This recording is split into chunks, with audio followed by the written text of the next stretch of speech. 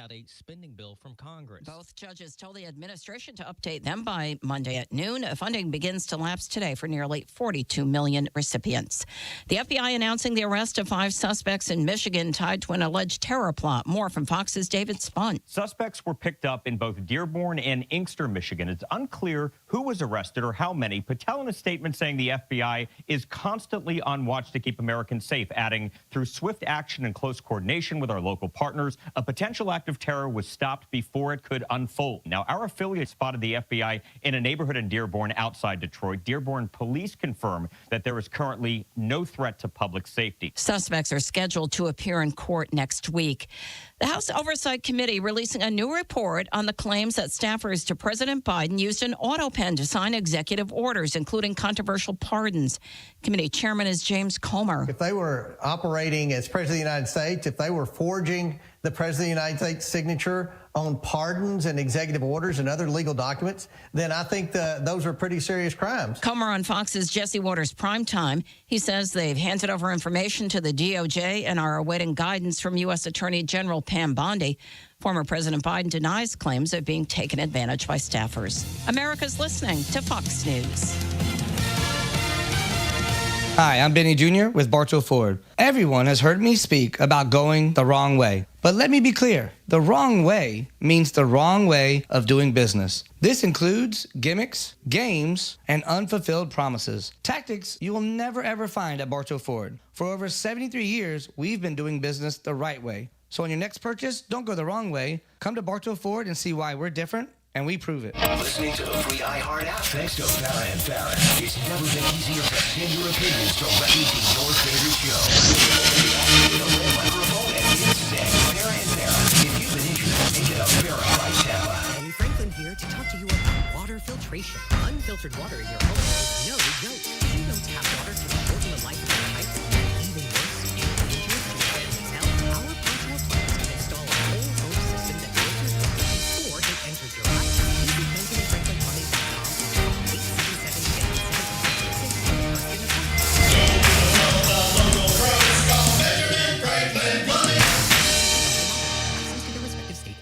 Hey anglers, the best fishing charters in the Bay Area out of Hubbard's Marina on the boardwalk at Johns Pass. Hubbard's Marina has been catching fish since 1928. They offer everything from family-oriented half-day trips to the more advanced overnight trips. Nobody in the business does big group party fishing like Hubbard's Marina. They also have a great tackle store that can provide live bait and tackle to fish from their boats or from Johns Pass Bridge. So for the best cheeseburger on the Gulf, book your trip today at 727-393-1947 or go to hubbardsmarina.com. The following is a commercial program paid for by Real Animals Fishing. The opinions, viewpoints, and promises made during the following program are not those of WFLA AM, its staff, management, or parent company, iHeartMedia Incorporated. Welcome to the Bartow Ford Real Animals Radio Show, your weekly voyage into Florida fishing. Presented by Hubbard's Marina, hosted by Captain Mike Anderson and Captain Dylan Hubbard. Good morning, Tampa Bay. Captain Dylan Hubbard here for the Bartow Ford Real Animals Radio Show. Talking fishing this morning on this beautiful Saturday morning. A little brisk out there this morning. Excited for a good weekend of a nice weather window. Got Captain Bobby Woodard of Fly 'em High Charters in studio with me this morning, and Captain Travis Thompson of All Florida. Talking fishing.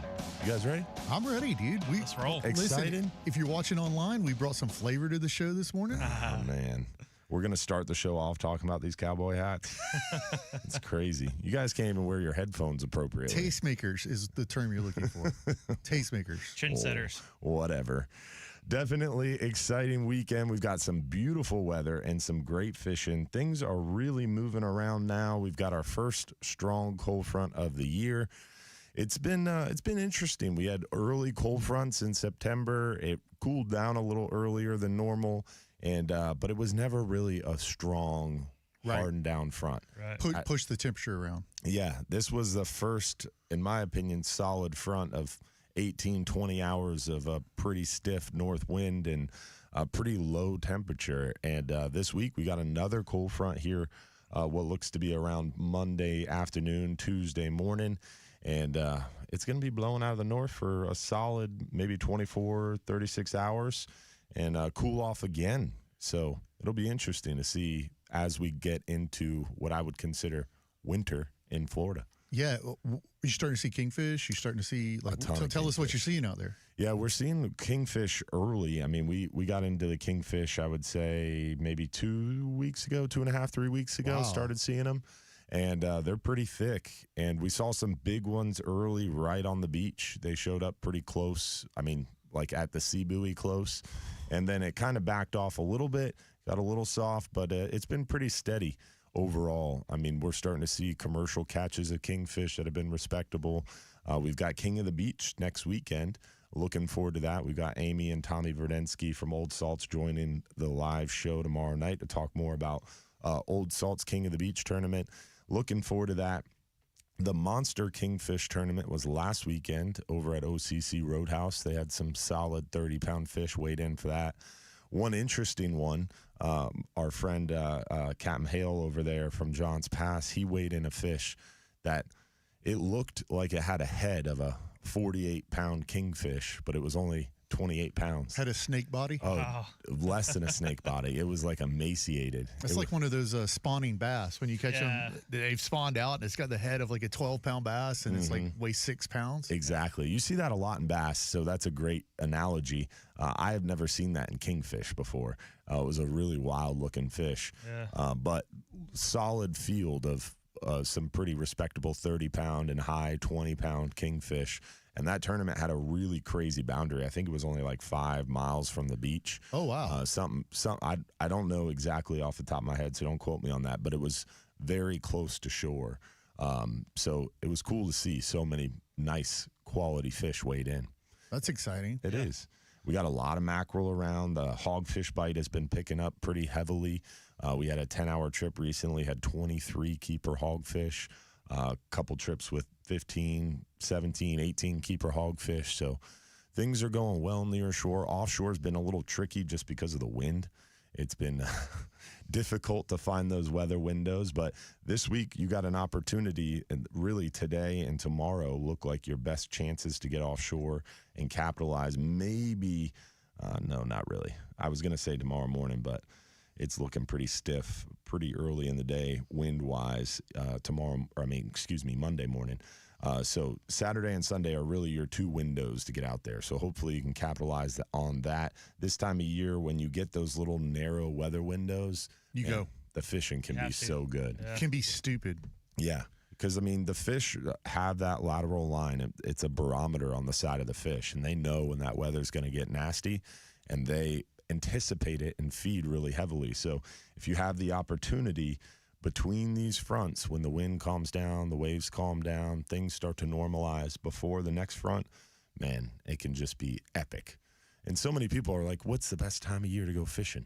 All year is a good time to go. What's your motto? If you're too busy to go fishing, you're just too darn busy. But it's true. Like, if you sit around waiting for the perfect moment, the perfect moment may not line up with the weather. It may not line up with But the perfect moment this time of year is right now. Yeah. These weather windows. Yep. Because it does not get any better, because it concentrates the opportunities for these fish to feed. It's a really good way to put it. I remember inshore, when I used to guide inshore in Charlotte Harbor, this time of year, when you'd get a front come through and then you get that slight warm up back up, those fish would chew like it was springtime all day, but it was like more aggressive then. And I think they fought better because the water was a little cooler, like particularly the snook. Like, I feel like there were longer fights, and we just hammered the snook, but you knew exactly when that window was going to be. Yeah, and that's when, like, you get in the spot and you sit in the spot all day. Like, you don't have to move. Like, you get on a chew and they just chew. Back then it was 89 cents in gas, but like now it'd be $4 in gas. Oh, man, it is definitely exciting, though. So, beautiful weekend. The snook have moved quite a bit, definitely off the beaches for the most part at this point. Even the passes starting to really thin out snook-wise. A lot of these fish are back up in the rivers and the bayous. Snook, specifically, we're seeing the sheep's head start to resurge. I was just about to ask you. Yeah, it's pretty crazy behind that cold front. As soon as that water got milky, they're starting to get up on the pilings, doing their thing. And the redfish have been so concentrated, I would assume these cold fronts, now that we got a real strong one, I would assume we'll start to see some of those schools flush. Yeah. And that'll be exciting.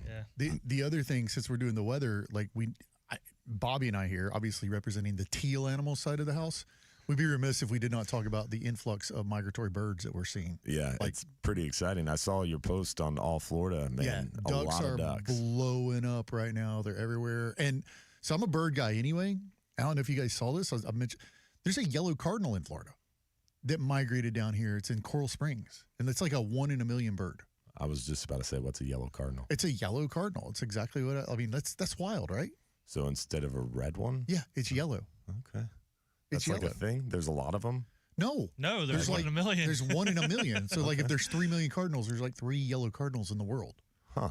And one just migrated to Florida. And it's like tracked, I guess? No, I mean, it's yellow, so people notice it. It stands out. Is it an actual species, or is it just like a? No, it's like it's like it's like an albino. Yeah. Okay, that's what. Okay. Anyway, not to get too far off subject on the weather, but like you lost us. Yeah, the birds are moving, is what I'm saying. Like that's exciting for me over here on the teal animal side of the house. I like how you're trying. Yeah, you're trying to make that a thing, Mike. And also on the bird side of the house, in our dolphin watching nature cruise side of Hubbard's Marina, there's the white pelicans. They're back. That's right. White pelicans, bald eagles coming back. Yep. Let's not get there in the bald eagles, but white pelicans, very cool. Are you seeing the big flocks of them yet? Yes. Yeah, the sandbars out there in Bunce's Pass, definitely good numbers of those white pelicans. It signifies that it's happening, you know? Yeah. Those big fronts up north, it's pushing everything around, and it's making the bait move, making the fish move. Everything's starting to happen. Speaking of weather, like back 100 years ago, you know, your grandfather, my grandfather, like birds and animal movements, how they determined what was happening seasonally. Oh, 100%. Like, you know, they go look at clouds and stuff, but like the end of the day, birds and animal movements, how they knew it was changing. Not only seasonally, but also like today, we know a hurricane's coming 9-10 days out, right? Yep. And we can watch the models. We have all this information. Back in the day, they would just watch those big warbirds come in. That's exactly right. And when they see them start to school up on the beach, they knew frigate birds were the indication that serious bad weather is coming. Yep. It's pretty interesting. You see that? The yellow cardinal is pertinent to the entire weather conversation. I knew this. All right, moving on. Weather Update was brought to you by our friends at Reese Windows and Doors, Florida's leading window and door company with over 50 years in business. They offer free installation on most windows and doors, and they install in just 6 weeks. They only use in-house installers, no freelance contractors, and their work comes with a double lifetime warranty, which means you never pay for a warranty when you sell your home, and that warranty transfers to the new owners, which adds value to your home. Visit reesewindows.com for more information. Definitely exciting. No matter how you slice it, even if you're talking about yellow cardinals, things are happening. One of the most famous hunting books of all time is My Health is Better in November. Yeah, and it talks that's about true how Mike Anderson. this time of Me year, too. like everybody's just happy about the fall because the weather changed, the leaves changed, you can hunt. But in Florida, fishing is so connected to the fall too. Like, Yeah. It's a transition periods, and that's, I mean, it's an exciting time of year because things overlap, things start to change. Yep. And it's a nice breath of fresh air. Yeah, and there is just something about it when you're fishing and you hit it right. Yeah. Mm-hmm. Like when you hit it right. And sometimes in the summer, like you got that consistency day after day, you can get into some stale fish. Mm-hmm. At least inshore. I'm not big offshore. But offshore, same thing. You get the summertime doldrums midday when just there's not a breath of wind. It's flat calm, and man, you have to do everything in your toolbox to get those fish chewing. And this time of year, you don't see that. Yeah, but like this time of year, you can find it. Mm-hmm. Yeah. Not to mention it's comfortable too while you're doing it. That's true. You know, it is nice. I mean, you're not out there sweating your tail off. You know, like it's comfortable. It's like it's nice. It's pleasurable to go outside. Yeah, it's getting there more and more. We got Alan in St. Pete on the other side. Hopefully we'll hear from you as well. Remember, 1-800-969-9352. If you have a fishing question, fishing report, just want to say hello, give us a call. 1-800-969-9352. Real Animals Radio. We'll be right back.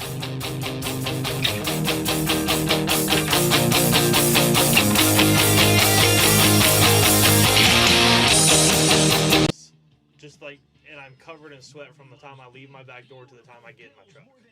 I love it. Really? Summertime, you get that back sweat rolling when you walk out of your house to your truck at 5 a.m. It's beautiful. Nah, not me, man. The smell of sunscreen before the sun rises. I like a good hot weather day. I'd much rather be hot than cold, 100%. But that's why I live in Florida. I spent 35 years on a tennis court. I'm good. I've had my share of hot. Yeah. Trust a company that is clean, honest, trustworthy, reasonably priced, and shows up on time. Captain Mike Anderson here for Titan Plumbing and Electric. My friend Joe Gennaro is the Yeah, it's pretty hot in a tennis court. I'll give you that one, Bobby. When Beth and I were getting work done on our home, he was the first person I called because trusting the people working on your home is everything. Another 39 hours doing it. At 813-933-8010 and find out for yourself what thousands of customers already know. The Manatee Viewing Center at Tico's open. You can trust. Titan Plumbing Is it? Electric. Yeah, apparently opening today, according to the news. Sounds better than the holidays. We look forward to the opening of new presents, heading out with family. Dude, I used to love when I was a teenager. We'd come over and fish that wall. To enjoy a traditional These big jacks. Dude. The wall at the Manatee Viewing Center? Yeah. Yeah, well, I mean, it's west of the viewing center. The wall that like leads out of the power plant. Yeah, power plant outflow. Like I even rigged up. You know how jumper cables have those big giant alligator clips on the ends? I took a set of those and put dock line through it and crimped it, whatever, and I could just cleat off the front, cleat off the back, and then just clip to the top of the wall and sit there and hold myself so I didn't have like drop anchor or anything. They were like big giant, like what are they, she dogs? Like the big giant loud clacking ones. Dude. I caught some nice tarp in there in the winter. Yeah, we jumped some. I mean, obviously, like we Cobia. never. Yeah. I never caught a cobia there. We used to do cobia not over the wall. Like jacks and stuff were over the wall. The cobia would be more out front, like on that little flat, on that little shallow flat. The jacks were right there though. The jacks were just insane. And they were stupid and they were big. Yeah. We caught some big snook there too. Did you? Yeah. A big snook, like not mad snooker big, but like like 30. He was talking about how like barely over slot, like 30 to 40 inch. Were you there when he was talking about the little clown he rigged up? No.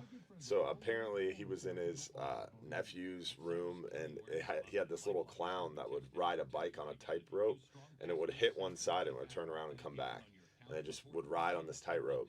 So he took it and rigged up a line. He'd throw over some cable and draw it tight, put it in a rod holder, and keep that line super tight, and then he'd put the clown on it with clothespins, and he'd let the clown bring his bait right up over the buoys to the wall, and then he'd snap the bait out of it. Kind of like an old school pier outrigger. Yeah. Off the He pier. was like, nowadays you would just use a drone, but we rigged up a clown, children's toy. That's funny. Yeah, it's pretty funny. He had a lot of good stories. That was a cool seminar. Yeah, he's a character. Yeah. He was funny. A character. The old Mad Snooker, if you missed it at OCC Roadhouse. What do you guys do with your life if you're not going to OCC Road? I didn't go. Lame. Says the guy who's so late. It's not my fault I got pulled over. You got pulled over? Yeah. Because I was hauling ass trying to get there. But I talked my way out of it, though. Got people listening from Hamilton, Ohio. Robert Marion Riggs is listening from Hamilton, Ohio. Robert, I need your help with the right to fish and hunt in Ohio. Where's your cowboy hat doing? I don't own a cowboy hat. That's us.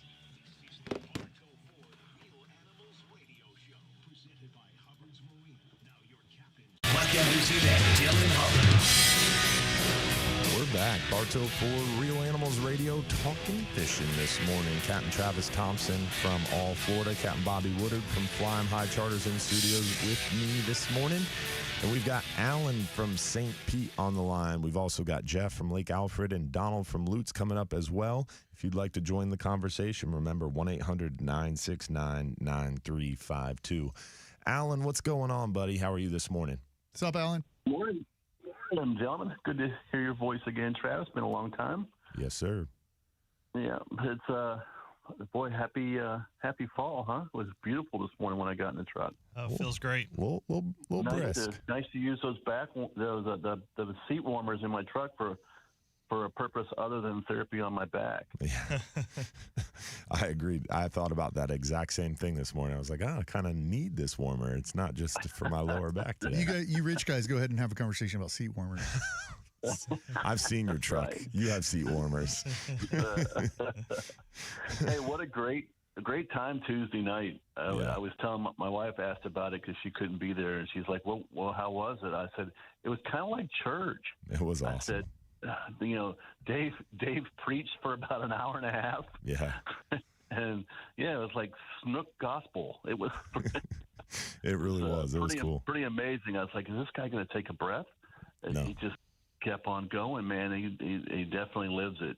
Yeah. It was really a lot of fun. It was quite the dissertation on snook fishing. I really liked the emphasis on being stealthy and how you move in the boat and how you approach is so important when you're fishing those dock lights. It was pretty cool. Yeah. Have you ever fished with him? Have I fished with him? No. Yeah, I've fished with him before. He's like that. Like that's not an act. He's really like that. I believe it. So have you been making it out there, Alan? Have you been making it out there? I have not, man. Every time I get a free moment, the wind kicks up so bad that I can't even think about it. But and it's sad too because I gotta go. I was walking around the boat the other day. I was like, oh, I need to air my trailer tires. That's a bad sign. And luckily, I mean, so often in the winter, we get these cold fronts and we get into that pattern where each weekend is messed up, right? This is one of those times where we have the weather window. It's inverted just a little bit. Yeah, it happens to fall beautifully on Saturday and Sunday. Why don't the fronts come through on Thursday, Friday? Yeah, right. Right. Well, I mean, and every other weekend I'm working, so the timing has been bad. And I got one getting ready to join the Air Force, and one getting married, so I've been pretty busy on the home front. Oh yeah. So. But I take back what I said about him being rich. Yeah. There's a reason why I'm still working at retirement age. Amen to that. Well, it's good to hear from you, buddy, and I'm glad you could join us at OCC. It was definitely a good time. I enjoyed it. And it's definitely a good time. It was one of the very memorable one. Amen to that. Definitely appreciate you, man. Thanks for all you do, and thanks for your service. Yes, sir. We'll talk to you soon. See you, buddy. Bye, Alan. Always a pleasure. We got Jeff from Lake Alfred on the line, too. What's going on, Imperial Jeff? Polk County. Imperial Polk. Good morning. Good morning. How are you, buddy. Jeff? What do you got for us? Doing good. I'm one of the lucky ones. I'm going to hit this weekend. Like you said, the wind's been blowing or either I'm working, so. Nice. About to pull up the O'Neills and grab some bait and hit the water. Oh, very cool. A great example. You live in Polk County, but you fish in Pinellas. I get it. Well, there's no salt water in Polk County. No, I'm missing Ron. He finally got out and retired, so we miss Ron too. Miss him being there. Yeah, Ron is a great guy. We definitely added a lot to the show, and definitely a big loss. Yeah, he was a wealth of information when I would go in there and get bait, and I would fish the lakes there and around Lake Alfred. But that's okay. I did get a bunch of buy one, get one when he left. Nice. Purple booyahs? Did you get a bunch of purple booyahs, Jeff? Yep. I got a handful. Nice. What are you targeting today out there, Jeff? That's what I was going to ask you. I hadn't been out in a while because of the winds, like you say. I'm going to probably run off between 50 foot and 70 foot. Nice. What are you thinking? Yeah, I would start right there around 50 foot and be using as many live shrimp and light tackle as you can to target those hogfish. If you get closer to that 70-foot mark, you'll start to see some more lanes, 70, 80, 90 foot. You got a better chance for a couple mangroves and red grouper. But staying shallow is going to be your better chance for those hogfish. Once you get out past like 50, 60 foot, the hogfish bite's been a little bit tougher. It's just not seeing quite as many of them. All right. Yeah. Very good. And that tells me what I need. And keep an eye You're peeled. Always right on point, Dylan. I appreciate it, Jeff. And keep an eye peeled on your run out there. If you see the birds and the bait, stop if you want to play with those mackerel and kingfish. I mean, they have been absolutely inundated near shore, so you got a good chance to run into some of those too. 10-4. I appreciate it. No problem, man. Good luck out there today. Okay, we'll talk with you soon. All right, Jeff. Thanks for the phone call. We appreciate it, buddy. And always appreciate hearing from you guys. Remember, 1-800-969-9352. Hopefully a lot of you are like Jeff and heading out there on the water. Give us a call if you have a fishing question, you want to bring us a fishing report, just want to say hello, or call Capt at 1-800-969-9352. Real Animals Radio will be right back.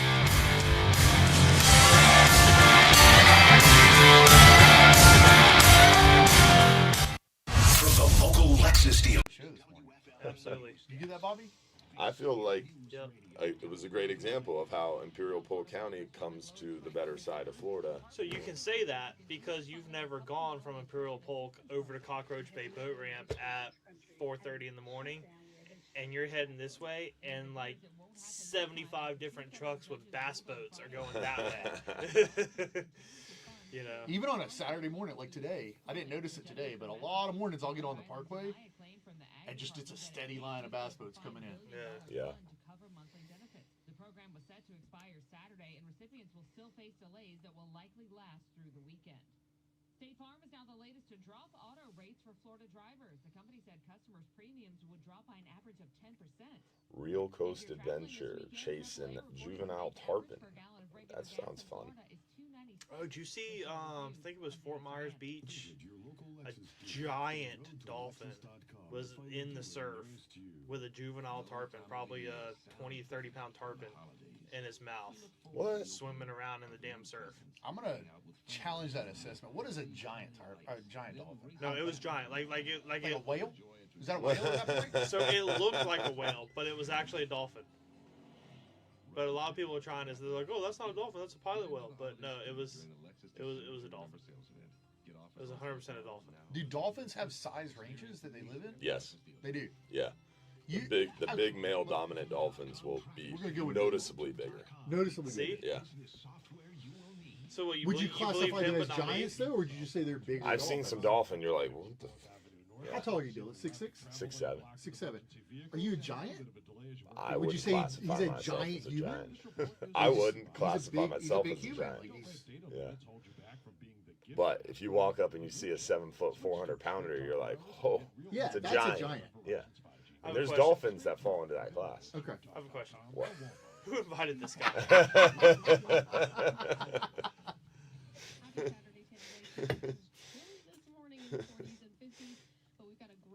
John Sasser said, I woke up and seen 55 degrees and said, I'm staying home.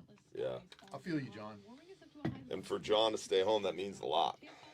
That guy fishes incessantly in John's Pass. But this time of year, he slides out of John's Pass, moves back a little bit further. Won't say where, but he starts to leave us. His devotion wanes for John's Pass. He gets a little say less, see more kind of guy. Yeah, he definitely gets a little bit more secretive this time of year. But you got to move around. You want to stay on the snook this time of year. He sent me some photos in John's Pass of snook this past week, so they're still around. Yeah, I mean, it's tarpon at the Skyway. Yeah. Tarpon at Boca. Bro, you don't have a cowboy hat? I do not own a cowboy hat. All right. No, sir. Don't worry about that, listeners. We'll take care of that. We'll handle that. Where's James Porter that is 29 degrees? I'm also North very Georgia. tall, as we've already talked about, so I feel like a cowboy hat would just add too much. That's So like I feel another the same way. 2-3 I'm inches. 6'4". Yeah. But I feel the same way. But it's not. How Especially tall are you, Bobby? if I'm Like in 6 feet. boots. If I'm in boots already, boots have the heel on it, so I'm already. Do you at least I have feel out of boots? place. I have some nice boots. You do yes. have boots, Yeah. okay. My boots are steel toe work boots. I like them. No, you I gotta, love them. Okay, all right. So here's what we're gonna do. Yeah. We're gonna do a little. But Imperial what I'm Polk saying makeover on Hubbard. is, if I'm wearing my boots and a cowboy hat, now I'm like what? At least 6'10", 6'11". It's all right, bro. As long as it's Hard to stick proportional, out. it works. I don't know if you guys saw the picture of me working cattle last week. Like just casual, like. That's his new. Oh my That's his new farmers only little profile pic. little I don't know segue. if you guys I don't know saw if you how saw cool me. that looked. But I don't know if you caught my post, my Instagram session. But my me worry working is that cattle. I'm a giant The picture human. of him sitting on a horse while everybody else was working the cattle. There's no cattle in the picture because I was nowhere near the cattle. I think that was by design. But here's the thing. I feel like on a horse I'm too big. Like I dwarf the horse a little bit, so I need a horse that's proportionate in size to me. Yeah, that's why they put me on like a freaking Clydesdale. Yes, exactly. That's what I need, so I look right. Because I can't have,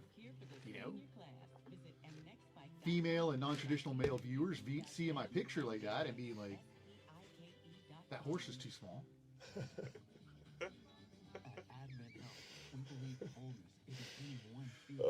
Anyway, that's Travis Thompson on Instagram. If you want to check that picture out. Shameless plug. My new Farmers Only account. Yeah, it's also the fourth one down on the page on Farmers Only. Yeah, it's in the new and noteworthy. New and noteworthy. Does Farmers Only have a new and noteworthy? I've never. Is that a real app? I don't know. It's got to be a real app because I've heard of it. Yeah, it's a thing. I mean, they have TV commercials. I'm but... talking into the freaking microphone like we're on the air. Oh, hey, the Auburndale City manager got fired. I saw that, Jeff. Yeah, I think that was a weird deal. Yeah, I think it was a weird deal. Paul Brown said, "Poor horse." I almost made a comment there that would have been off color a little bit, and I chose not to. Listen, if you're watching online, our producer came in here and chose violence this morning with my hat. Are you guys cosplaying cowboys? Are you guys cosplaying cowboys this morning? Lost it. That was pretty funny. Dylan just rolled his eyes because he knew what was coming, too. I didn't know D was going to go there, but I liked it.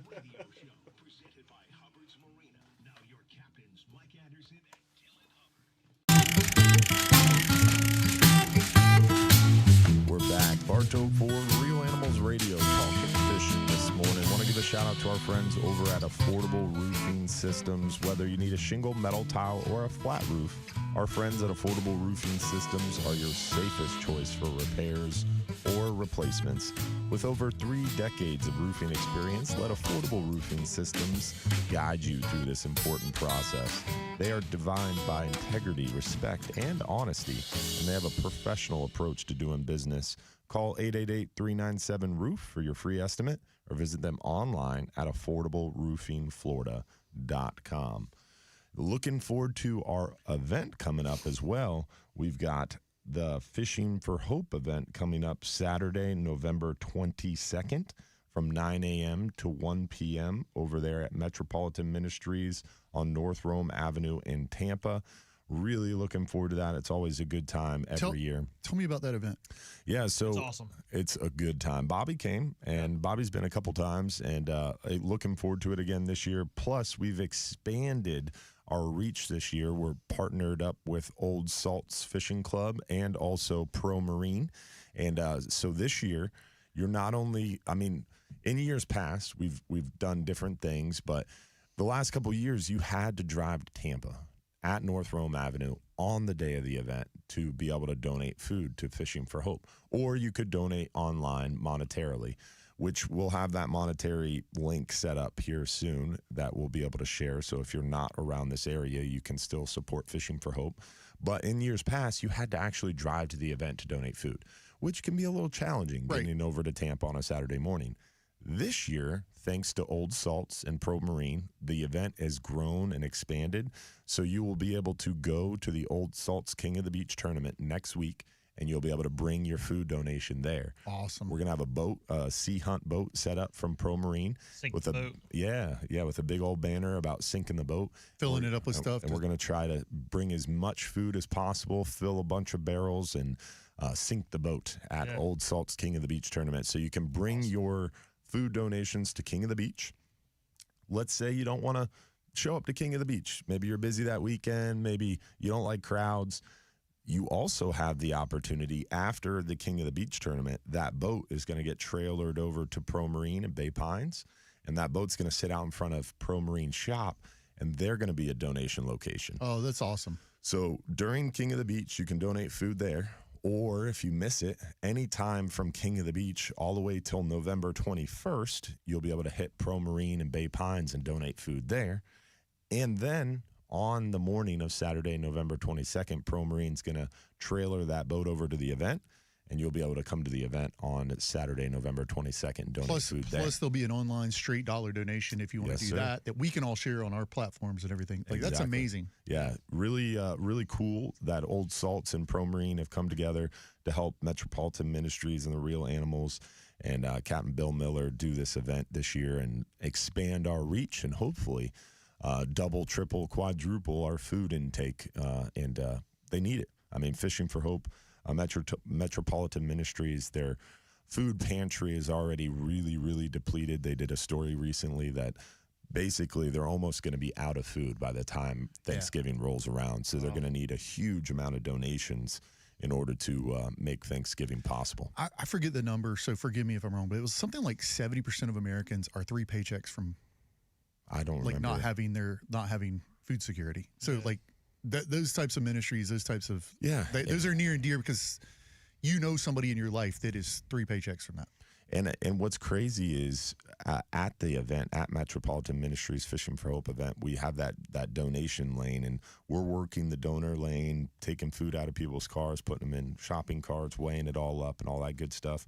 But if you walk away from the donor lane and you walk into the back, that's where the rubber meets the road, where people are actually coming in and shopping for their food. And man, it is heart-wrenching every year because I'll be in the donor lane working and not really thinking about things and just focused on what's going on, but then have to take a bathroom break and walk around the tent, and then all of a sudden you see that line of people and the children and the families, and it hits me hard every year, man. It just reminds us why we're there and why we do so much effort to put in for Fishing for Hope. So it was very gratifying and fulfilling to be there and help out with it. What's that date again? That is Saturday, November 22nd from 9 a.m. to 1 p.m., the Metropolitan Ministries Holiday Tent on North Rome Avenue in Tampa. But again, if you can't make the event that day, you can donate food at the Old Salts King of the Beach tournament on the tournament weekend. That's when donations open this upcoming weekend. Or you can hit Pro Marine in Bay Pines after King of the Beach weekend all the way up till November 21st. So good opportunities for sure. Yeah. And what a great opportunity for the fishing community. I talk in the hunting community so much about normalizing hunting in the vernacular, and fishing's more popular than hunting. But what a great opportunity for the fishing community to reach out to people that don't fish, they're not outdoorsmen, and show, hey, we're whole people. We want to give back to the community we live in and to those less fortunate than us. So, amen. That's an amazing program. And speaking of Fishing for Hope, we got Donald from Lutz on the line, who helps us every year at Fishing for Hope. What's going on, Donald? How are you, buddy? Hey, good morning, guys. Hey, great show as always. Hey, I don't have an expensive vehicle. My little Mitsubishi, that's got heated seats. Boom, Travis. You're getting owned a lot. Do you have a cowboy hat, Donald? That's the question. I do have a cowboy hat and cowboy boots, yes. There you go. Oh, man. All right. He's got Polk County roots. Hubbard's still out there on his own. I have boots. I just don't have the hat. I'm halfway there. What boat ramp are you fishing at this morning? What are you cooking, Donald? Okay, not today. Next Saturday, I'm home today. I've got yard work and finishing up the clubhouse for the grandkids today. Smart man. Got the whole family coming from Texas on the 20th, so they'll be here all week for Thanksgiving. Awesome. And stuff. Awesome. Yeah. And normally I do show up for Fishing for Hope, but so I've got plans with the daughter and the grandkids that Saturday morning. So this will be the first time in a very long time I will not be able to make Metropolitan Ministries. But you got to pass though, buddy. You've put in the work over the years, man. I appreciate that. But there is a church literally 5 minutes from my house up here in Lutz. On 54 that has a donation thing for Metropolitan Ministries. That's awesome. Yeah, so they do that every year. So I'll be bringing a bunch of stuff during the week because they set that up a couple days before that Saturday. Awesome. yeah, I'll bring stuff up there. But that OZC boy, I'll tell you that Dave Pomeroy, he can yak up stories and. Yeah, he can. It was very entertaining. We had a good time for sure. Yeah, even Liz had a good time, and I told her, you're sitting next to a legend right there. She goes, "You a what? A legend in your own mind?" They always keep us on our toes, don't they? Yes, yeah, Captain Ray Markham. So we had a great table with Captain Rick Gross, his wife Kelly, and Captain Mike Perry from Big Pine Key. We're all hanging out and drinking beers and eating good food and listening to stories. That's one of the greatest things about fishing conversations, especially, like when Captain Mel was doing them and been to so many others, just the stories that you hear, about fishing and stuff. So, that's what I love. But, next Saturday at Bay Vista Park, I've got my outing, my Dawsu outing, and going to do a low country boil. Whoa. So, that sounds like a good one not to miss. Yeah, it's going to be crab legs and shrimp and andouille sausage, little red potatoes and corn. And yeah, it's going to be good. I'll be starting that up at about 12:45. And hopefully we usually procure a shelter and all hang out. And that's going to be a good one. Yeah, it sounds like it. Yeah. You had me at the andouille sausage and crab legs. Yeah, that's where I was too. Yeah. Are we using spicy sausage? I think andouille's always spicy. Yeah. Is it always? Yeah. I think so. I thought you could get like mild versions. I feel like we're gonna have to fact check this. I think that's from Wish is where you get that. I'm all for the spicy. I want it spicier than not. Yeah, but sometimes you get a low country boil and you bite into the sausage and it's good, but it's not spicy enough. I think that's when they use like a kielbasa or something like. They're not using an andouille. Oh, okay. Yeah, learn something new every day. Using the right stuff. We appreciate it, Donald, as always. Thanks for the phone call, my friend. Hey, absolutely. Hey, you guys take care. Stay safe and tight lines. And we'll go catch them up next Saturday. Hopefully it's not 50 degrees. All right, Donald. Good luck on that See one, you, buddy. buddy. See you, man. Definitely. And good luck on the looking home forward. stuff. Yeah, yeah. You need to talk to Captain Woodard on that. Yeah, Bob the Builder over here. He could whip together a playground in no time. He's so angry. Have you ever thrown chorizo sausage in your low country boil? We've done a lot of low country boils. We did them Final Friday every month for many years. Nah, it was years. I would say it was 2 years. But we always use the same kind of sausage. And to be honest with you, that wasn't my area of expertise. I was the eater, not the cooker. You're more of a taste tester than a chef. I know my place. Yeah, and I know my lane. And look, we all have strengths. Yeah. Just like mine, Bobby's. We're tastemakers in fashion on the show. I don't even know what to say. You're not supposed to have dead air in radio, but that one got me. Yeah, but like you said, we all know our place, and my place was not behind the chef's table. Okay, I was on the other side eating this. Is that normal? Because I feel like you could probably throw down behind a grill or a griddle. Behind a grill, I can throw down. Okay. I'm pretty good griller, but I wouldn't consider myself anywhere remotely a chef. I actually looked last night. If it involves meat, I got it. I looked last night to see if I had any jerky left. I was going to bring you guys from my last batch, but no, it was all gone. You made some jerky? What kind of crazy, disappointing story is this? No, that was the worst story that's ever been told on radio. Literally, like, I had to hold back because I wanted to say vulgar things to you. Why would you even bring that up? Let me show you all these. I was going to bring you beef jerky. But then I didn't. That would be like this entire show being, let me show you these fish pictures. Oh, there's no fish. We closed fishing. Yeah. Like, that's what you just did to us. Bobby. Citrus habanero. It was really good. Seriously, why are you here?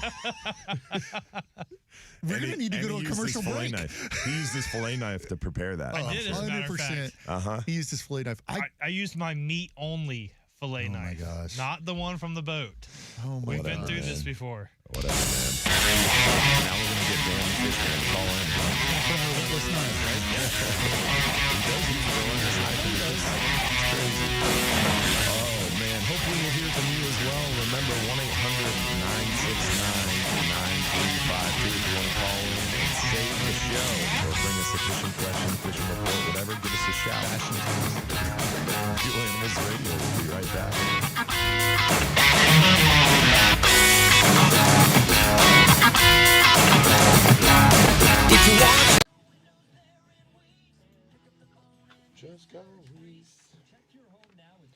Man, where do we go with the jingles, man? Jingles used to be everywhere. Now no one does jingles. Yeah. Bro, literally right here in Feather Sound. I don't know if he still lives here or not, but There was a jingle guy? Yeah, a buddy of mine from high school was dating this chick. And her dad was a professional jingle guy. Whoa. Like, you know, when the Lightning won their first championship, Yeah. there was they started calling them Hockey Bay USA. Yeah. You know, calling Tampa that. He's the one that came up with that slogan, and like he did all kinds of big shit. I think AI may have put jingle writers. I just was about to bring that up. Yeah, because someone hit me up, a jingle writer hit me up, and he was like, "Oh, I've got a couple jingles for Hubbard's Marina," and he sent me this email with these jingles, and they were really good, but they were like split up, and they were like, "You cannot use this." There was pauses to make sure we couldn't use them without his permission or whatever. And I sent them to Josh, and I was like, "These are pretty cool. This would be cool for the show if we had our own jingle or our own intro music to the live show, this podcast Sunday nights." And Josh sent me back. He was like, "Ha ha ha! How much were they, or how much did he charge?" And he gave me a number. It wasn't crazy. It was reasonable. It was reasonable. Based off your knowledge of And jingle. Josh laughed again, and he was like, "Watch this!" And like 2 minutes later, he sent me like 7 pages of jingles that were all complete that he had made on AI in like 27 seconds. It was crazy. So yeah, I think AI definitely put a hurting on the jingle industry. And even like full-on songs, you can plug in what you want to talk about in a song, and there's an AI that'll make it up. I'm sorry. I have a question. The audience is gonna. Do you have one icon on your phone? No. No. Do you have Swipe back the other way, brother. Swipe back the other way. It's the last page. No. Swipe back. Okay. Show Hubbard what I just saw. It's the last. Why page. do you have one icon? Because it won't fit there. And it's not even in the top left like a It's normal right person. in the dead-ass center of the page. What the fuck, Bobby? Look. What is even happening? Dude, It's full. Who does that? It's so those. That's like my Look, he's got like room. he's got a That's my page of all go-to. these folders. That's my go-to. Oh my. Oh, we're back. Thank God. Jesus.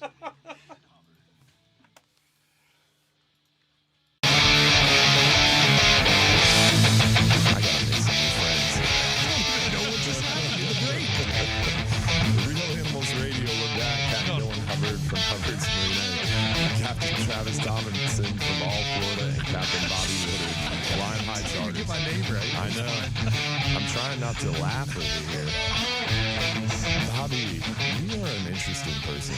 I just have to say that. I mean, for those who aren't watching on the Facebook live stream, we have a lot of questions about Bobby's phone organization.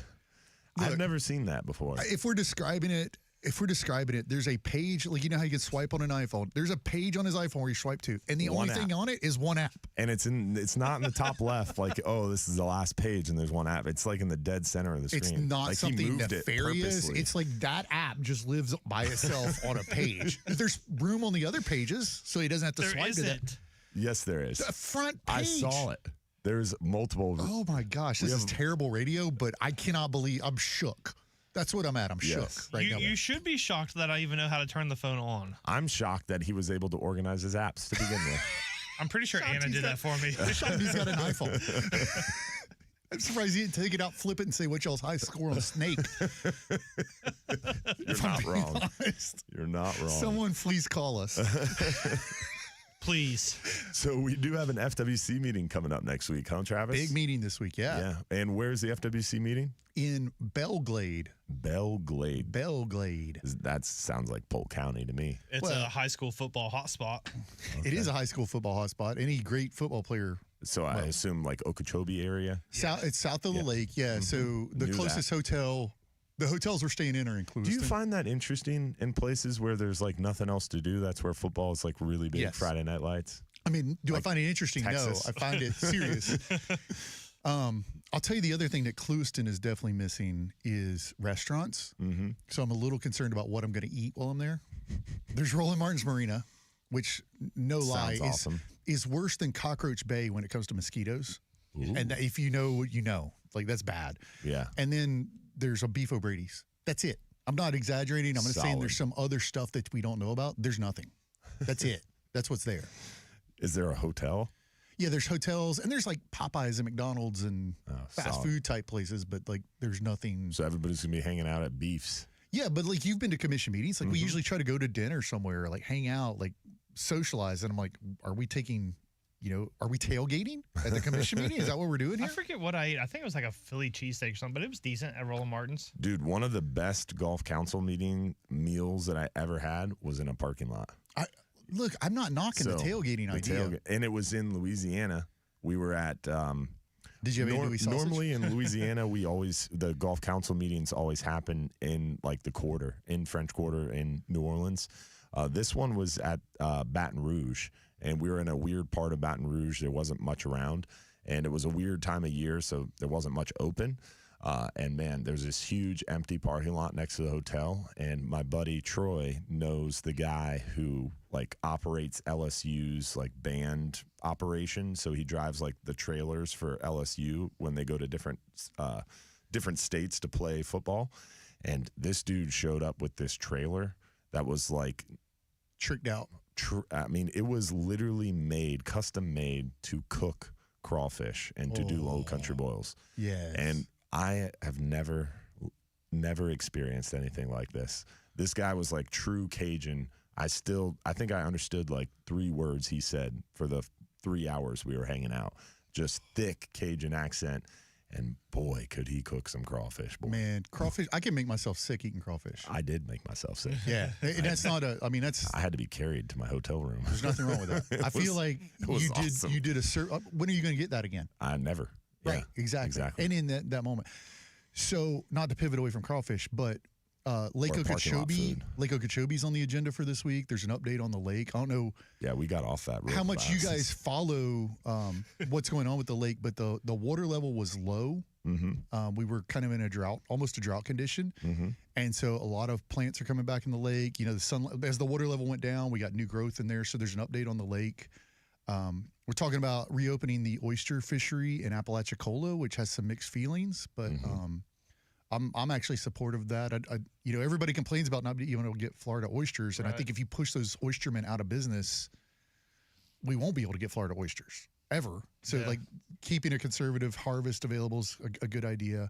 We're going to be talking about opening the Atlantic red snapper, or moving the Atlantic red snapper to state management, which is a big deal for. Big deal. We're statewide, man. This is real animals. They're worldwide. So people listening all over the state, all over the country, like maybe want to fish Atlantic red snapper. Anyway, it looks like there's discussions over specific hunting regulations and WMAs. Yeah, so the hunting rules package, because hunting seasons are more concise than fishing, and there's not the federal overlap, or the same way. Once a year, we bring all the hunting rules. It'll be like 1,000 rules, and you get to review them all, because you may only care about Chassahowiska WMA, and you may only care about citrus WMA, and I may only care about green swamp. So you get to kind of wade in on the rules in your specific regions or WMAs. WMA is a wildlife management area. Public land for hunting. Anyway, it'll be a really good meeting. I'm looking forward to it. Looking forward to seeing the commissioners and also there's the proposed rules on spotted sea trout. So they're talking about moving trout to the same management style as redfish and snook with these 9 management regions, I believe. And this is just a staff update on the recommendation, or are we getting closer to final rule? I think they're bringing a proposed rule. I think they're bringing a draft rule forward for discussion. And if you haven't followed along on that, Dylan and I talked about this on the show probably 2 or 3 years ago when redfish happened. But really, they're changing kind of the dynamics of, instead of having just one data point, we're going to collect, I think, 7 data points on trout. Yeah. So that we can. We're not just looking at on redfish. It was escapement, right? That was the number that always drove redfish population and redfish catch and keep. And we started doing water quality. We started doing habitat, like mangroves or estuaries or whatever. Like, we started looking at other factors. We started looking at environmental factors, like a piney point type situation, or a spill or a sewage spill, like the ability to shut it down for a period of time to review it, versus this kind of executive order. We go into a freeze, or we go into a degraded period. There was no mechanism to manage the fishery outside of escapement or SPR, spawning potential ratio. So sea trout were moving to consistency with redfish and snook based off the sea trout species. There's a little bit of difference there. And FWC did a sea trout symposium, I guess it was about 2 months ago. FGA was there. well represented at that. Yeah, a lot of board members showed up. A lot of board members. And if you guys aren't following Kenny Mullins, like Kenny joined the FGA board after ICAST and is just absolutely killing it. He's in the Big Bend area. Really good dude. And so I met Kenny for the second time at that event, but it's really cool to see some of that stuff come in. So excited about what we're seeing. I think it's really progressive. I think it's really interesting. And I think FWC is leading the way as usual. You know, we all like to criticize. I call them like the umpires in a baseball game. You only yell at them when they make a bad call. But they do a lot of stuff really, really, really well. Yeah, and they're going to be fighting for us at the Gulf Council meeting that's happening this week in Biloxi, Mississippi. And FWC is going to be fighting the fight, trying to hold back some of the stuff that's coming on red grouper. So red grouper is being discussed, and a lot of other things at this Biloxi meeting too. So we'll have a lot to talk about next weekend. On the backside of the FWC meeting and this Gulf Council meeting. So stay tuned for more updates. We got our visit St. Pete Clearwater Safe Boating Tip of the Week coming up next with Captain Jim Vogel. Hopefully we'll hear from you as well. Remember 1-800-969-9352 to join the conversation. Real Animals Radio. We'll be right back.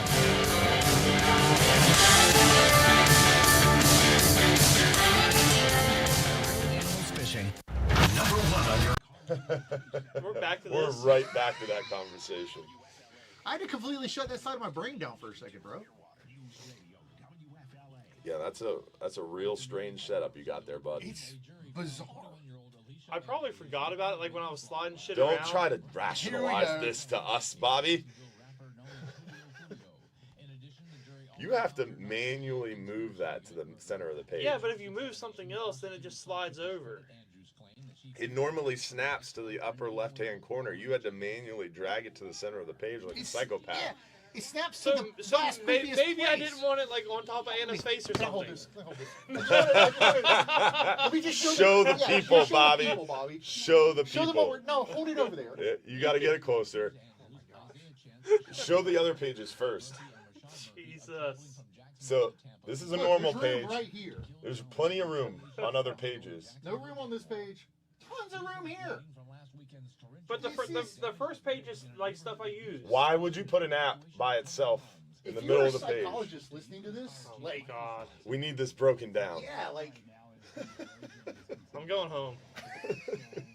Good thing we drove separate, Travis. No, seriously, like, I want to call Anna and be like, are you okay? Like, what's going on here? This is crazy town.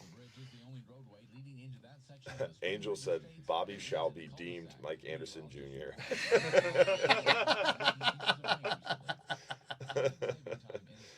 That's hilarious.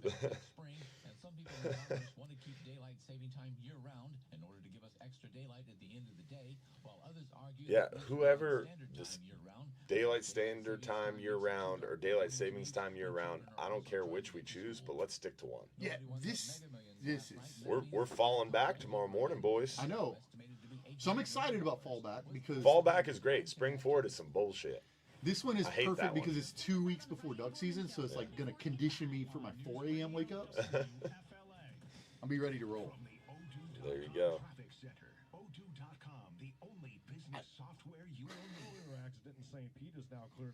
Also, correct me if I'm wrong, but I think Benjamin Franklin came up with it. Really? Yeah. Pretty sure Benjamin Franklin came up with daylight savings time.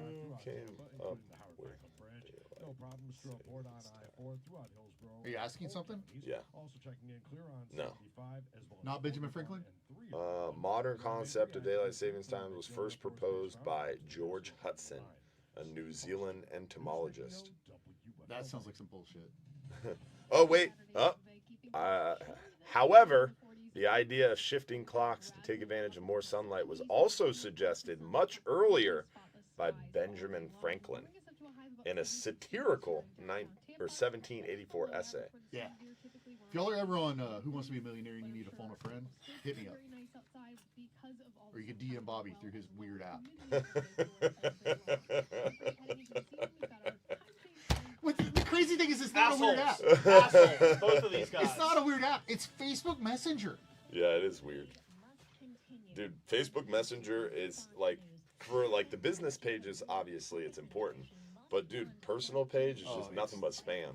It's the worst. People hit me up on my personal Facebook Messenger and then get upset when I don't answer right away. And I'm like, if you hit me up on our business page, it goes to an inbox that 35 people watch. So it's like, message me through Hubbard's Marina. You'll get a response immediately. But if you message my personal page about business questions, it's going to take a week to get to you. Yeah. Because I don't look at it very much, because most of the time it's all spam. So I've become that way about email. Like, you send me an email, there's no telling when I'm going to see it. Yeah. I'll get to it when I get to it. I try to keep up with emails, but you're in an office more consistently. A week and a half behind. Yeah. Like, if there's timeliness to it, there should be a text message. I did get a AI employee for my email. You did? Fixer, Fyxer. Okay, I've seen that one. Dude, It's shit is amazing. dope. So what it does is it organizes your emails into different buckets, and the most helpful one is the marketing bucket. So anything that's trying to sell you something or dumps there. So literally, like, I'll get to my email and I'll have 1,000 emails to read, and you hit that marketing bucket and it's almost 98% junk. The only problem I have is my donation requests. Like, charities reach out asking for donations, it falls in there too. So I can't just Control A and delete them all. I have to scan it a little bit. But yeah, that saves me at least an hour or two a week. Wow. That alone. And then there's another bucket called notifications, because my staff likes to send emails and they'll have conversations between each other, but they'll CC me on it. Yeah, so you get 27 emails about, hey, we got to change the T-shirt display. And it really, I don't even need to be involved in it. But that falls into the notification bucket, so I can scan those pretty quick too. Oh, that's... Yeah, and the buckets are very nice. You turned me on to Otter AI. Otter AI is awesome. Otter's amazing. It takes notes on Zoom calls. Or it'll attend a meeting you don't even go to. Yeah. And send you notes. Nice. And then you can search the notes for your name for action items. And it'll make up action item lists. It'll make an action item list for you from what came out of the meeting. It's amazing. Bobby's over there. What's a meeting? AI is artificial intelligence, Bobby.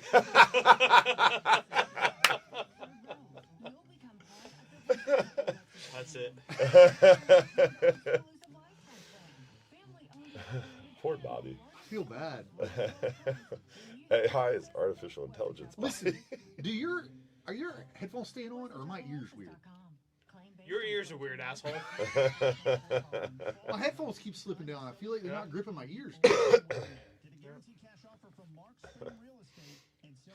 Have you made gator jerky before, Bobby? I haven't, but I know people that do. That sounds awesome. I got to imagine that's the chewiest stuff you'd ever put in your mouth. Yeah, I would think so. Because gator's pretty chewy on its best day. I feel like I need to find out. Though. Like, I mean, people do it. They do? Yeah. I made some gator sausage once. I mean, I had a processor make gator sausage. I couldn't give it away. A buddy of mine had some of my citrus habanero that you guys will never fucking have. A buddy of mine, so not us. A lot of animosity right now coming from that side of the room. So, anyways, he's like, "Oh, dude, that's so good." He's like, "Can you do the same thing with deer?" I'm like, "Yeah, I mean, the marinade's the marinade. I mean, just bring me." So he's gonna bring me over some venison. I'm gonna. Did I give you some of Brad Ferris's hot sauce? Yes, it's so good. I got some in my pantry at home. Yeah. Yeah. The Devil's Horse citrus sauce? Yeah. Devil's Horse? I'll bring you some, Dylan. Dude, that sounds amazing. It's nice that you would actually bring us stuff instead of just talking about it and saying, hey, I'm not going to bring it to you. Bobby. Now the tables have turned. Oh, no, that we were... How the Bobby. turntables have turned. I'm with you then. Keep it up. You guys are never getting any... Michael Scott reference. Never getting any citrus habanero. habanero. Have turned. My, how the turntables have turned. Here we go. Y'all pray for my ears.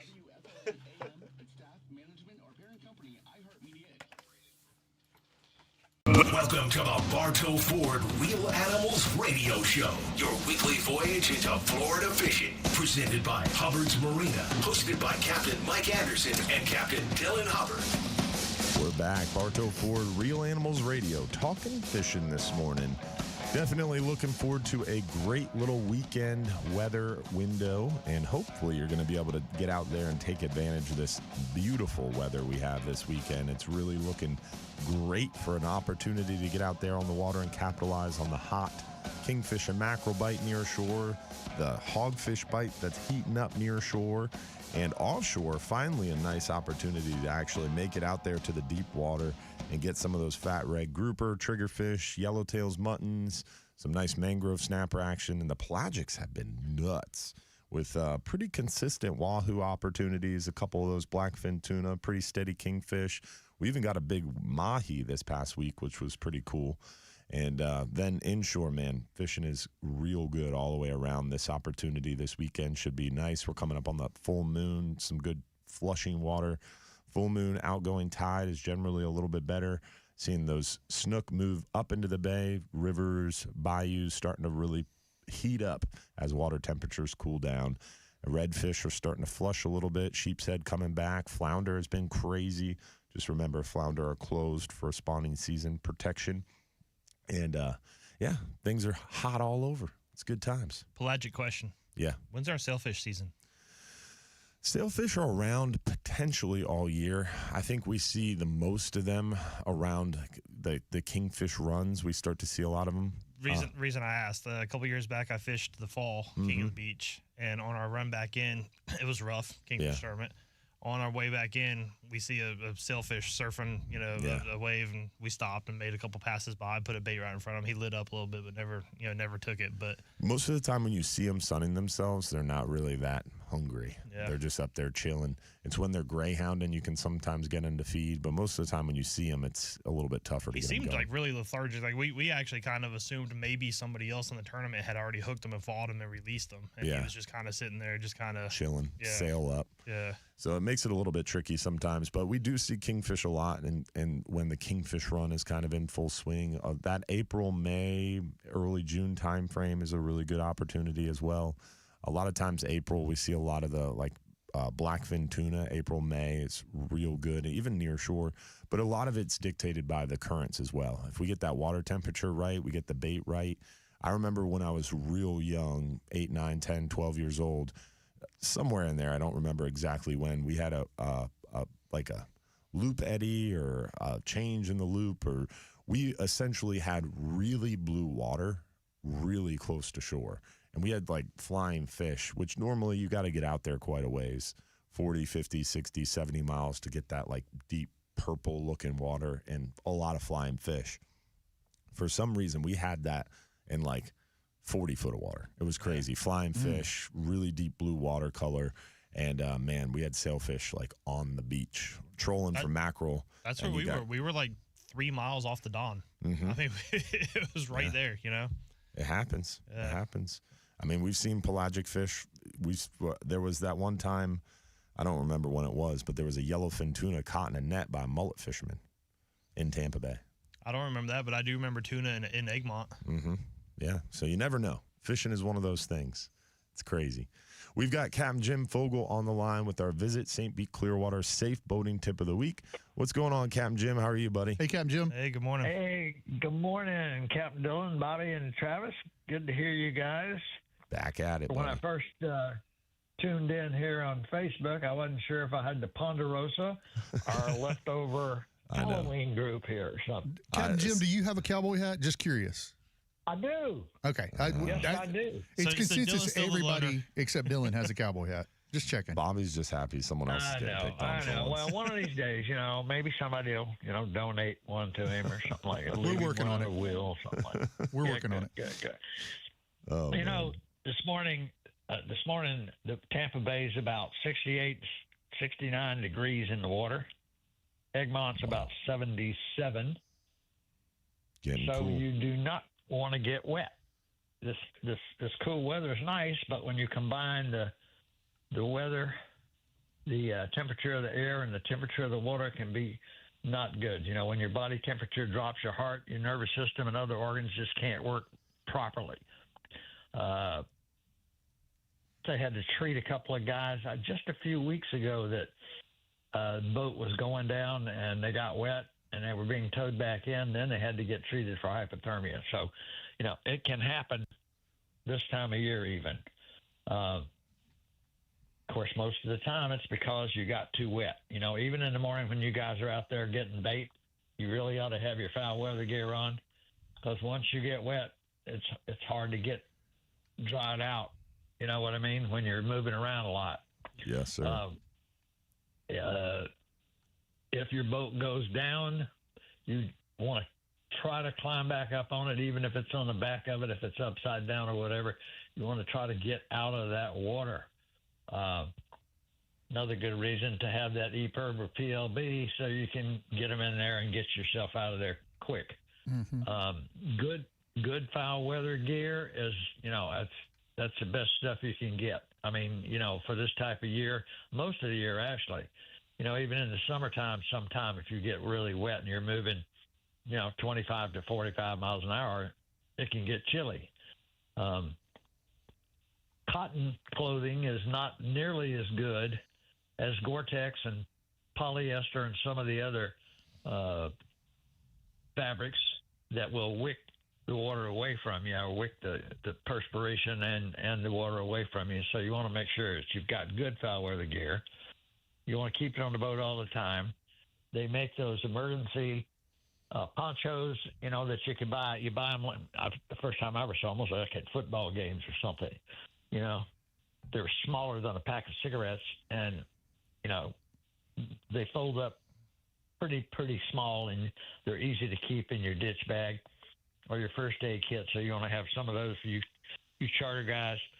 If your people are not bringing foul weather gear, you might ought to have a few backups, some ponchos or something like that. It doesn't have to be expensive. It just has to try to keep them dry if you can. Also, we want to have a blanket or two on the boat. Those solar blankets they fold up just as small as those ponchos do, so you can get a couple of those. And they're cheap as dirt. You can order those online. They're really, really, really small, and they work real well. So consider those things in your first aid pack. Amen. And try to stay dry. I was thinking about show, guys. I was thinking about you yesterday, Captain Jim. I was talking to a guest who fishes with us. We were loading up for that 39-hour, and this gentleman and I got talking about firearms and firearms training and stuff like that. And he said he was an instructor, and then he started talking about how important it was to not only be proficient there, but also in first aid. And he started talking about this thing called Stop the Bleed. And apparently it's like a whole organization deal where you can just look up Stop the Bleed, and they have all these courses all over.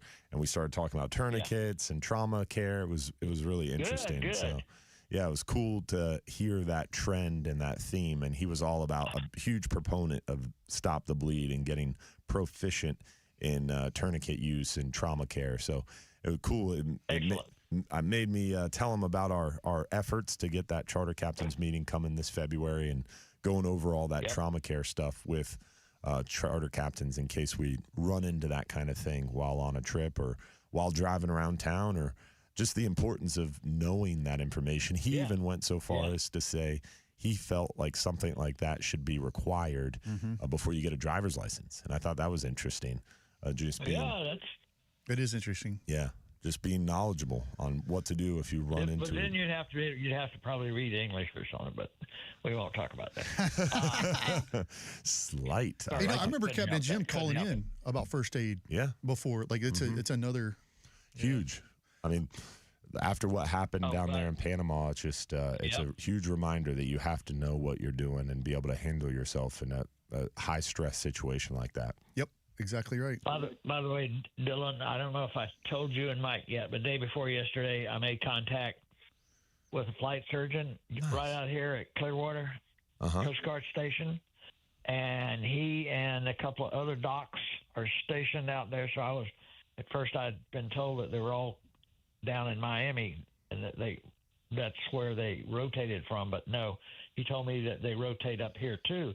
So we should be able to get a flight surgeon / ER trauma surgeon, from our local area that can talk to us that day. That'll be awesome, man. Boom. I'm excited about that. Thanks, Captain Jim. All right, guys. Yes, sir. Keep up the good work for the Coast Guard Auxiliary in St. Pete. Jim Fogel, be safe out there. Appreciate it, Captain Jim, with our Visit St. Pete Clearwater Safe Boating Tip of the Week. Always a pleasure. Looking forward to a great weekend here. Reminder as well, if you're out and about, stop by the Friendly Fisherman Seafood Restaurant, waterfront restaurant inside Johns Pass. The Friendly Fisherman is back under the management of the Hubbard family, the same family that's been serving up the best fishing and dining experiences in Madeira Beach for nearly a century. Come rediscover the Friendly Fisherman and taste the difference with the freshest seafood, improved menus, and the service you've come to expect from the Hubbard family. Enjoy unbeatable waterfront views, a welcoming atmosphere, and flavors straight from the Gulf. Locals and visitors alike, come see what's new at the Friendly Fisherman. Try one of those cat butters. Cat butters? Yeah, we're going to talk about that on the other side. Awesome. That and more. Hopefully, you'll hang around. Remember, 1-800-969-9352 if you want to join the conversation. Real Animals Radio will be right back. $1,000 in big, beautiful bills. The best giveaway maybe ever. I don't expect anything less for Teal Animals. Teal Animals Radio. Teal Animals Radio. Mike's going to be like, do you not know anyone else you could call to be on the show? Yeah, he called me last night. He was like, who's your guest tomorrow? I was like, Bobby and Travis. He's like, oh, shit.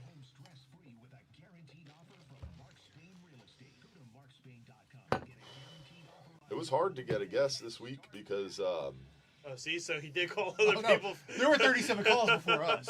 No, you guys are the guys. Whenever I have an opportunity on the weekend that I need guests, you guys are... I know I can call you and you'll be there. So you're the guys. Which But means, just I'm further supposed to reinforces, he calls other I'm people supposed first. to keep a rotation, right? So, yes, I did try to freshen things up, you know, but it's hard. Yeah. People don't get it, too. They're like, oh, yeah, I'm busy. Or they'll be talking about how slow they are, and then you offer them a chance to get on the radio, and they're like, nah, I got a charter this weekend. Yeah. Well, you can come on the radio and get 3 more charters. So Jim was talking about, getting on the boat, it flips, or capsize or whatever. I got a buddy that he has, like, I don't know, what's the rope that floats, like polypropylene or whatever. He's got like a section, like a 20 or 30 foot section that he leaves like cleated off to a cleat in case like they somehow end up capsizing, whatever. They've got something to grab onto, either A, in the water, or B, if he can climb up over and cleat it off to the other side, then they can climb up on the bottom of the hull and have something to hold on to. And I was like, that's kind of smart. Yeah.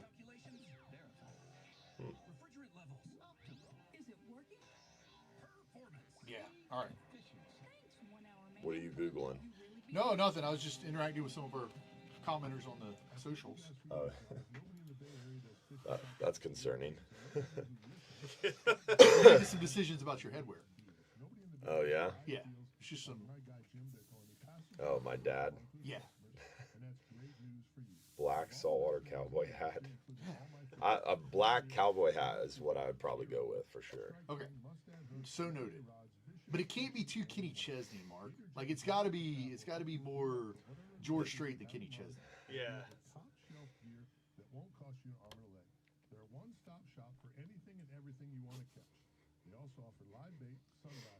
Someone asked earlier what that trophy was over there. I saw your response for how good I look in my cowboy hat. He said, Jesus. I don't even know what that trophy's for.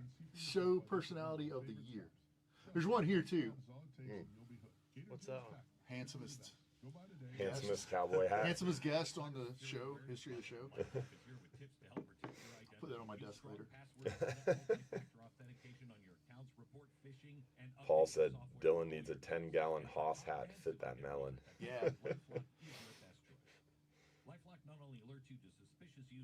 I may have What's one. Stacy talking about? Poppin' pineapple is the best. I got you on that. Is that the hot sauce? No. So this is like a pineapple preserve that's like diced pineapple with like a spiciness to it. Hell yeah. Yeah. Spicy and Brad pineapple. Brad Ferris, if you're listening to this, I got to hook these guys up. So I'll come see you next week. Oh, with his sauce? Yeah. I got cash, so you can take cash down. He makes a golden guava salsa. Stop it right That is now. the best sauce I've ever had out of a jar. Stop it it's right the now. best sauce I've ever had out of a jar. Golden guava sounds amazing. I liked the salsa.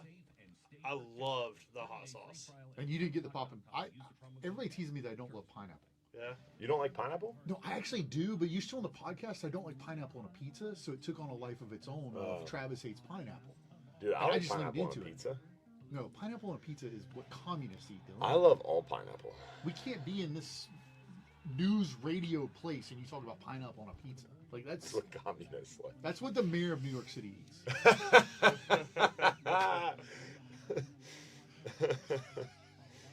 Dude, I like pineapple. No, I mean I like pineapple. I just don't like it on a pizza. You know when pineapples premiere? Is you got one of those Blackstones. You got one of those grilled Blackstones? pineapple, bro. That's game changing. What is? I said it rum. No. You take it and you throw it on the griddle. Yeah.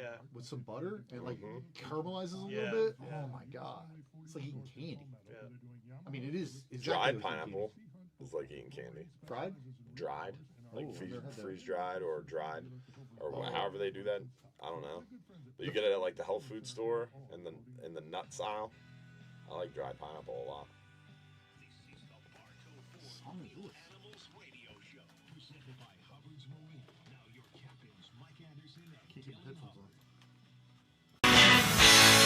We're back. Bartow Ford Real Animals Radio talking fishing this morning. If you want to give us a shout and bring us a fishing question, fishing report, whatever you want, give us a call, 1-800-969-9352 if you want to join the conversation. We've got Capt Mike Perry from Big Pine Key on the line. What's going on, Capt Mike? How are you? Hey, Capt Mike. Mike. Hey, guys. Excuse Oh, my excuse goodness. the voice.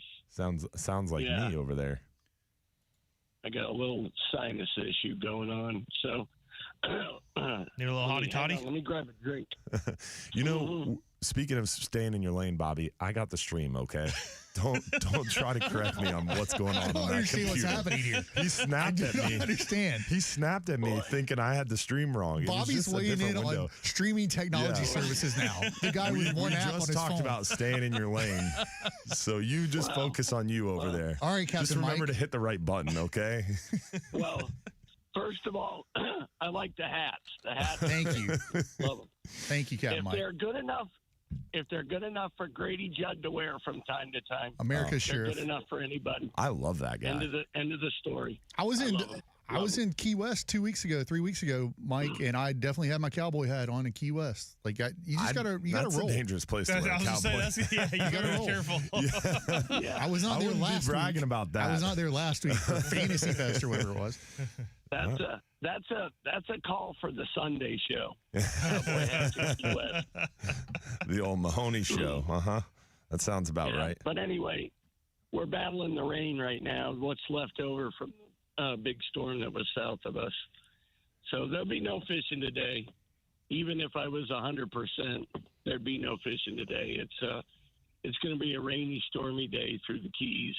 If you look at the radar, it's coming from the south, and it's almost as long as the Keys are, the whole big blob of rain. So we're actually going to get a good soak in today, which we need. We need some rain over the Keys to kind of stay and just instead of passing. Of course, it's easy for me to say that when the boat's going to stay on the trailer today. So there you but go. the fishing's been good. The bill fishing, the sailfish, they're blowing up right now. Snapper, plenty of snapper, plenty of fishing. And I wanted to say thank you. That fishing talk the other night, listen to Dave Pomerleau. That guy is funny. So about 15 minutes before it was over, I leaned over to Rick Gross and I said, hey, buddy, if you get invited to do one of these, you better up your entertainment game.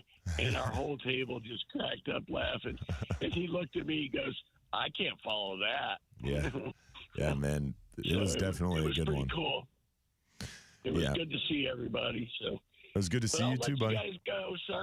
Sorry about the voice, and I'll be better. All right, man. Go rest those vocal cords, my friend. Appreciate it, Capt Mike Perry, over there in Big Pine Key. Definitely Melissa, man. It was Melissa, right? Yeah, that was right. Am I right? The name of the storm? Oh, I was like, I didn't know where you were going with that. Whoa, as a single man, like when you start throwing women's names at me, I get a little Travis's brain went elsewhere. I'm talking about the hurricane that our caller was just talking about, Travis. Welcome to the radio show. But that storm, man, it put a hurting on Jamaica. I was watching some of the. It was bad. I was watching some of the drone video this morning from that weather chasing thing Mike's weather page shared, and the photos are bone chilling. Yeah. Man, it is crazy. That was a what happened down violent there. storm. It was tied for the Strongest strongest winds? storm to ever make landfall. It was 892 millibars. What was the wind speed? Like, what was it, 220? 185. I thought it peaked at, like, there were gusts up to, like, 220. I'm sure the I saw gusts. It was that were over 200. Yeah. But the 185 was the official, like, I don't know if they call it sustained winds or whatever, but that was the landfalling wind speed. Oh, my They called it 185 mile an hour with 892 millibars. That's like a giant tornado at that point. Like an E5. Yeah. It's Like, crazy. It is the other horrendous. thing I heard was rain as long as the keys. Yeah. So it was about 3.5 hours of rain. Exactly. That's exactly what I thought as well. That's hilarious. We've got Richard on the South Shore to give us some correction on the other side. Looking forward to chatting with him. And hopefully we'll hear from you as well. Remember, 1-800-969-9352 to join the conversation. Real Animals Radio. We'll be right back.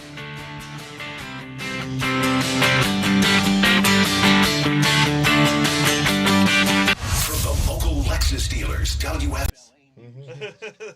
There's a giant difference. I can be in the Keys from my house in like 3 hours and 20 minutes. Yeah. To be to Key West is like 6.5 hours. Yeah. Absolutely. Yeah, Key West is definitely. It's a difficult. long way away. Well, welcome to the Keys. And then like, oh, hey, babe, we're here. No, I guess we'll get a hotel room and finish the drive tomorrow. Exactly. It's crazy how many iguanas are down there on the side of the road, too. Oh, dude, they're freaking everywhere. Yeah, it's changed a lot. I considered, I was down there last month. I considered like just swerving a little bit, trying to do what I could. Yeah, you can't though. I mean, you'd be swerving off the road every 25 feet. Yeah, and there's a cop every 35 feet in the Keys that will pull you over for the color of your vehicle. So at risk of being made fun of No, for using the word giant, there was a giant orange iguana that hung out at the marina when I was down there. Like he was like a resident. Isn't of an the marina. orange iguana like a yellow canary? Yellow Is that cardinal. Whatever. Yellow Canary. cardinal is what we're talking about, Dylan. Not a Whatever. yellow canary. All canaries are yellow. They are? Yeah, dude, Okay. that's a. I don't know my birds, bro. Hold on, we're gonna not pick on you. That's not a seabird. The color is canary yellow. All right. First of all, How dare fuck you. yourself. First of all, how dare you? How Who do you not think know you your are? Crayola crayon box is basically what Travis is telling me. The color is canary yellow. Nick Nevis is coming after us. I want a real cowboy hat like a Stetson. Bro, let me tell you about this. Bro, I've got a real one at the house, but this joker over here makes fun of it. What is that? My real cowboy hat. What's a real cowboy hat for those of His us? real Let's cowboy pretend hat. we don't know what a real Have you ever cowboy seen hat like is. Have you ever a seen the clip movie from The like Urban Cowboy? Yeah, have you ever seen a clip from like a 70s porn with a cowboy in it? So I wasn't going there.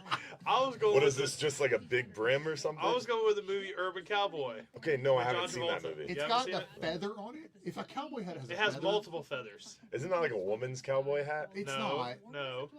I feel like the feather denotes that it's This a female hat looks like something I Burt feel like you Reynolds have or to know Tom the era Selleck. that this hat came from. Okay. Yeah. I remember this story. It's like your dad's hat. So Yes. It's also the era it should have stayed in. yeah. Nick Nevis, what I'm saying to you is, as a tastemaker, as the official cattle tastemaker of the show, I'm comfortable with that. Hey, Alyssa, how are you? She I said, "What a went- motley crew." I went to cattle people to pick my hats. Like this is not Travis's theory on hats. This is the cattlemen's industry. Cattlemen's Association. And specifically, I asked Picked out cattle Travis. women as well because you want those eyes on it.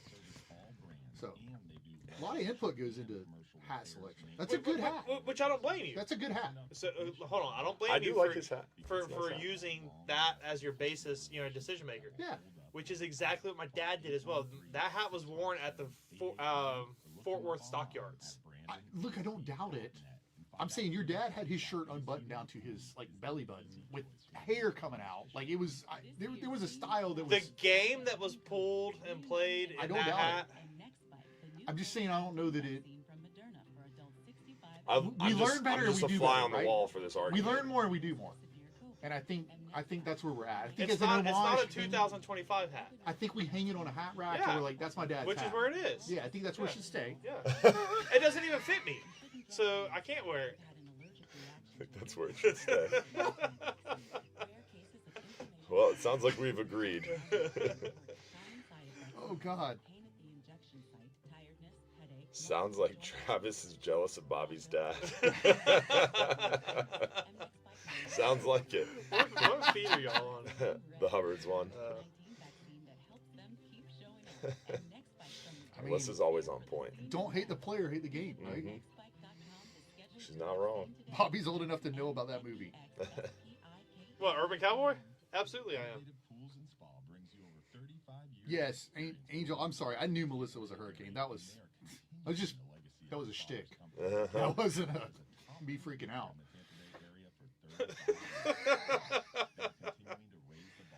Mafia name, Bobby One App.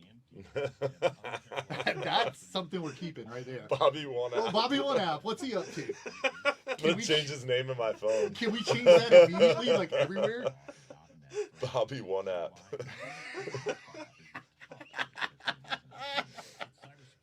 Oh, that's a good one. Comments are wild. Oh my gosh. Nick, I'll just go ahead, since we're going back to this conversation because it's dead air. The cow lot online is where you want to get your hat. If you want a real Stetson, you don't go to Stetson and buy a Stetson. You go to the cow lot and then you pick your brim, your shape. The Cow Lot. This is a website that you buy hats. That's where, if you want to be on the Cowlot.com is where you buy hats. The Cow Lot, yeah. That's the dumbest URL choice ever. I'm just telling you, that's where it'll be straight fire. And a guy named Brandon will text you about 3 weeks after you place your order and be like, "What do you think of this?" And you text Brandon back and forth till you get the shape right. And then you mail Brandon a check for $1,500. Holy hell! That's how much a cowboy hat costs. Not a straw hat. Not a straw. But a Stetson, like a felt, a good felt, $1,000. Holy shit! Tastemaker, brother. Damn. Don't hate the player. Hate the I'll game. stick to my fishing hats.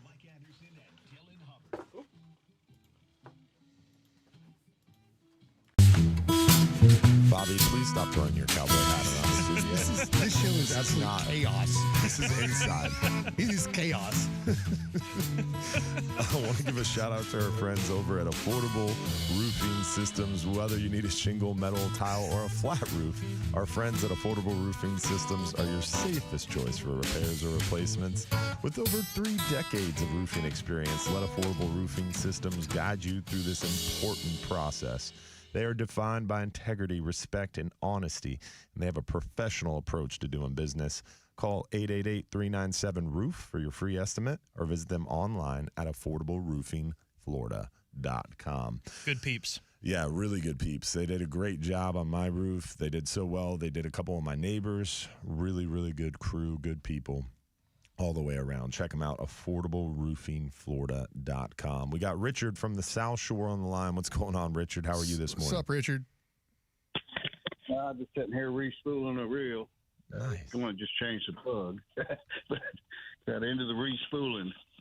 Dylan, what size hat do you wear? Thank you, Richard. You have a cowboy hat, right? Oh, yeah. See? Listen to his voice. He has to have a cowboy hat. He's probably got a couple of them. I believe it. Well, no, I've just got one. We'll get him squared away, buddy. We'll get him squared away. Yeah. The problem is it's been in a box up on the shelf here for about 10 years now. I haven't seen it. But, he knows how to store his I drug hat. it down and looked at that's why I'm wondering what size Dylan wears.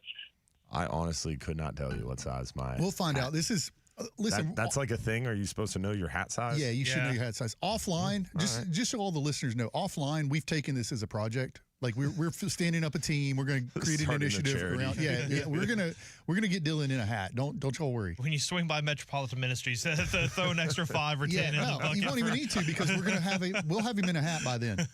What are you fishing for, Richard? As I bring this back to fishing, clearly I'm the voice of reason here. Well, I'm a tempted snook fisherman.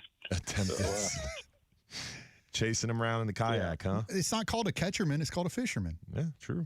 Well, actually, Dylan, I've got a kayak, and then I got a little motor canoe, and then I got my bay boat. So I got a variety of. There you go. We got a fleet going. An admiral. He's an admiral at this point. Sounds about right. Admiral Richard. Ask Dylan about his new moniker. I don't recall what you're talking about, sir. Have to get the dump button ready. Anyway,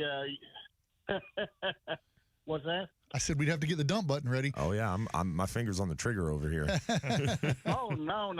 It's family safe. I'm sure his kids would love it. So you're chasing the snook, huh? Back into the bay. Where are you going?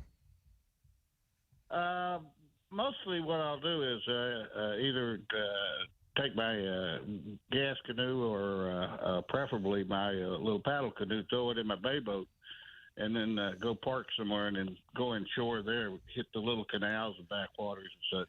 He's going to outpost you don't it. have that. Mm-hmm. Huh? You're going to outpost it. You're going to stage up and then go out from there. Right. And I'll generally get 100 yards offshore on the edge of the flat and then roll across the flat, maybe fish the flat on the way in, then hit a canal or a backwater somewhere back in there. Nice. Where other people don't go much. So what are you throwing today? Way of catching it. I normally throw a Top Dog Junior. But classic. Recently, I've been doing it. What's a little Zara? Zara Spook. Zara Pup? Zara. Well, but it's a little one. The pup. I think that's the pup. It's like the junior of Yeah, I think it's a Zara Pup. In a white color, and been doing as good with that as anything else. Snook hadn't really been that cooperative this year for me, but I think I've caught hooked more sharks on plugs this year than I have snook. Sharks are getting up in the shallows quite a bit. I always feel like I catch more redfish on the mirror lures than I do on the spooks. I feel like the mirror lures are more, for some reason, I feel like redfish are able to hit it better. Dude, what I saw on a Salt Strong thing one time that I've always wanted to try, I've loved back in the day when I fished inshore a lot, those topwater plugs in the morning, especially this time of year when it gets cold and they get shallow. So topwater plugs were always a passion because it's just so exciting when you see those fish blow up. You might catch more using a soft plastic. You get more bites, but those topwater blow-ups are just so worth it. But I saw on a Salt Strong thing using the idea of using a topwater plug as a popping cork. Oh, that's nothing new. Yeah, that was a cool idea. Yeah. And have you tried that, Richard? Well, no, but what I do is use the topwater in very, very shallow water, where you can't throw any kind of a sinker in there. So the topwater, you can fish 6 inches of water. People say there's no fish in there. About that time, it blows up. Yep. Yeah, there you go. I remember back in the day, you could ask Page and those guys, Rick Murphy, Jeff Page, any of those guys, about they would use a topwater all day to locate fish. Yeah. And then follow it up with a spoon or a soft plastic on the redfish tours. That's what they were talking about, how they pre-fish is they just bomb shorelines with that topwater until they find the fish. They get the fish to boil at it, and they didn't care about catching it with the topwater. They just used it as almost like a fish finder. And you always have like a jig or something tied on as a backup. Ready to go. So if you get a blow up, you literally just drop that rod and then. Or what a lot of those teams would do, like Gary and those guys, one would have a topwater rig and the other would have, and they would just literally, as that blow up would happen, they'd go in behind it with the jig. Yep. Interesting. Yeah, my second pole has a spoon on it. So, a Johnson Silver Minnow? A Sprite Golden. I forget the size of it. Quarter ounce. What I'll do is, when I'm going through a canal or a little area that's got a little bit of depth to it, or around an oyster bar, I'll take and throw that topwater plug out, a couple of times, and then I'll go down the canal again with the spoon. That's when you'll get redfish. Yeah, they like a spoon. They don't want. So, yeah, but gentlemen, you guys are plugged into the fishing community, environmental aspects. That's pretty much. Figured I'd throw this at you. I asked Dylan this, but he kind of equivocated on it. This new project that they got going on down there, Big Sugar, is wanting to dig a rock mine in the Everglades. Are you guys familiar with that? Oh, I'm very familiar with it. How are you saying I equivocated on it? We came back and we brought information, and he joined the show the next week. Did Matt? Did you ever talk to Matt? No, we didn't talk to Matt. We had Chris. Okay. Chris called the show the next week and filled us in on the rock mine, the whole situation. We worked hard to bring you the question or the answer you were looking for, Richard. So Travis has the best answer ever. No, Dylan, be fair, you guys did bring him in, and I appreciate that. But when we first talked about it, it wasn't, I said I didn't know. Hey, Richard, here's where I'm at on it. The difference between the EAA reservoir that everyone loves and the Southland rock mine, as they call it, when they're both finished, is 6 inches of water. They're going to be within 6 inches of each other in water water level. Second thing is the EAA reservoir we didn't sell any of the dirt out of. The Southland reservoir we're selling the dirt out of, which seems kind of like a not bad idea from a taxpayer perspective or a capitalistic perspective of what we're going to do with the dirt that we take out of the hole that's going to end up in water storage. So I'm pretty supportive of that project. I like public-private partnerships. I like the idea of more water storage in the Everglades. So, and I've talked to the engineers behind it. But that's not dirt. That's a limestone. It's limestone rock they're going to blast. Yep, exactly. Right. So they're going to be digging or blowing a big hole right next to a existing reservoir. The same engineering firm's going to do that. So the same engineering firm that's building the EAA So if there's a risk, if there's a risk with them blasting one, there's a risk with them blasting the other. Like that doesn't, no pun intended, that don't hold water. Mm-hmm. Now, are they still attempting to get public funds for this?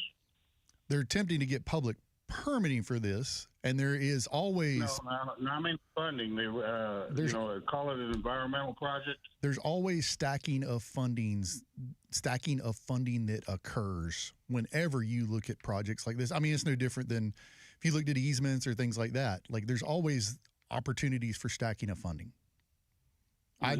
Whether they're getting public funding for this or not, I don't know. I can find out.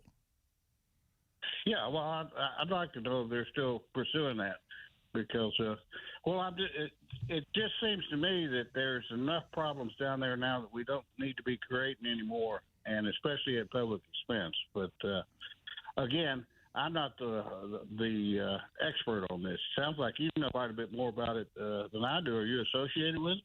Am I associated with it? No, but if you want to get my number from Dylan, I'd be happy to talk to you about it. And essentially what Travis does is he's associated with landscape management. So if you have a question about literally anything in the state of Florida, the first question call I make is to Travis. So he's talked to the engineers that are building this project, and that's the source of information that's providing. Right. I got just one more question on that. Do you have any idea what the depth of it is supposed to be? I don't remember the depth. I understand but what I was saying a minute ago is when they are both done, the EAA and the Southland, there will be 6 inches of water table difference between them. Right. Because I heard that they had applied for a permit that would allow them to go a couple of 100 feet down, which is quite a bit. I have not heard that. Well, if it went that far down, the difference of water table would be much greater than 6 inches. I have not heard that. Well, the water level would still relatively be the same because of the hydrology, whether it's 10 foot or 200 foot. I tend to agree with that. Okay. I tend to agree with that. I don't know. But there's no scenario I know of where they're going 100 foot deep. I thought it was like 22 feet or something like that. Yeah. Where I'm getting this 200 feet from, apparently it's the type of permit that they applied for would allow them to go that deep. Yeah. Like you were making a rock quarry. And I do not know that for a fact because I can't find out from the information online how deep they're talking about. I don't know of a rock quarry that deep down there. But like I say, if you want to get my number from Dylan or message me online, I'll be happy to you can give me some specific questions. I'll go back to the engineers and ask them. Yes. Now, Dylan, this cowboy hat I got here, it ain't black, it's tan, but I could take a can of spray paint to it. There you go. It's a nice felt Stinson. So let's find out what size head the boy's got. It's large. I know that. Yeah, we'll get a kid in here and measuring. Thank you, Richard. We appreciate you, buddy. We'll talk to y'all later. Bye. Always a pleasure. I just want to say that I made it through that whole segment with him without him bringing back up the name. So I'm pretty happy. He was trying to get there. You tap danced around that, and it never came back. Yeah. I feel pretty proud of myself right now. But I didn't know I was going to get Southland Reservoir questions this morning. I would have brushed up on my intel. Yeah, you never know. You never know what we're going to talk about. But definitely an interesting project, and more water storage seems like possibly a good thing as long as you're not affecting. There's so many questions. If there's more questions about it, like what's that intricate situation down there? I listened to Chris's interview with you guys, and I thought I thought you guys did a really good job with it. And he and I don't agree on that, but I like Chris a lot. I think it'd be interesting to have a conversation with the engineer on the other side, like if you wanted to provide that, because then you could ask straight to the source versus me just parroting an interpretation. Yeah, which is something I'm always passionate about. Is like, let's get to the expert. Let's do it. Let's have him on next week. I'll reach out. Hopefully you guys get a chance to check out the Friendly Fisherman Seafood Restaurant. Remember, the Friendly Fisherman at John's Pass is back under the management of the Hubbard family, the same family that's been serving up the best fishing and dining experiences in the Deer Beach for nearly a century. Come rediscover the Friendly Fisherman and taste the difference with the freshest seafood, improved menus, and the service you've come to expect from the Hubbard family. Enjoy unbeatable waterfront views, the welcoming atmosphere, and flavors straight from the Gulf.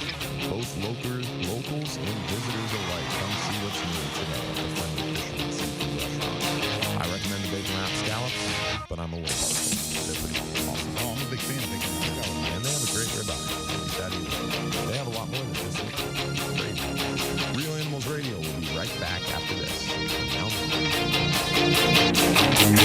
If you want your windows there in weeks, pick up the phone and just search Reese. Protect your home now with factory direct custom Get stuck in your head. What you doing? Moving your apps over there, bud? Are you cleaning up your pages? Are you reorganizing? I'm not. I don't know how to do Get a very serious face I on. don't know how to do it. He just said I don't know how to do that.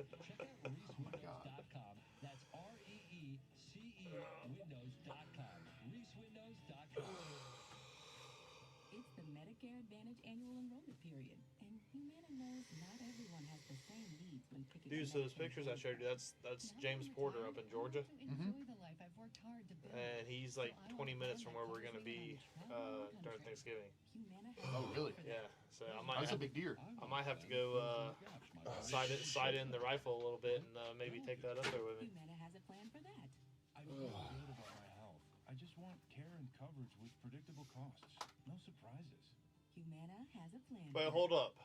With a Humana Medicare Advantage. All this trash talking from him, and his boots have zippers. His boots have. That's pretty lame, bro. What are you talking about? Your boots have zippers. Why do you have zippers? Are you kidding me? My 6-year-old son has zippers on his boots, but Okay, most hold on. most men have slip-ons, right? Let's pause for a second. How many pair of boots do you have? Oh, he's 3 gonna or 4? pull that one. Yeah. Okay. I have way more than 3 or 4. These just happen to be Chelsea You sound like a boots. woman right now. So these are I have a Chelsea- lot of boots. Okay, guys. As are these. Those are Chelsea. Okay, yeah, I like the Chelsea boots. Yep. So if you look, they're short Chelsea boots. Why do we have our shoes on the table, guys? But you can unzip them. Mine are short too. So they're a little tighter at the top than your normal Chelsea boot. They're zippers. These are nice boots. I'm man. aware there's. Are you trying to rationalize the fact that you have zippers on your These boots? are nice boots. They are Tacovas. They're nice, but Don't get your leg up on my computer. He said, I have a lot more pairs of boots than that. How many boots do you own, Travis? A lot. Probably 15 pair. That's too many boots. There's no such thing as too many boots.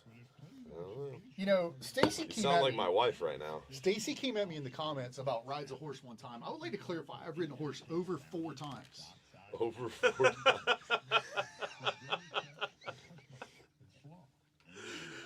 I guess I should have a cowboy hat because I feel like I've ridden a horse more than 4 times. That's not even counting Jessica George's birthday party in the 6th grade. That was a pony, not a horse, bro. That's why he has zipper boots. Holy shit. What? Alyssa. She got you? That's funny. I don't understand the hatred of... Zip-up boots are a thing, guys. Zip-up boots. I bet you Daryl doesn't have zip-up boots. What is in that cup? Is that Haterade that you're drinking over there? You're one to talk. You've been making fun of him the whole You're the one that show. started it all. I'm just following your lead. Alyssa. I came over here to talk about fishing. Alyssa, I guarantee you Daryl's boots don't have zippers.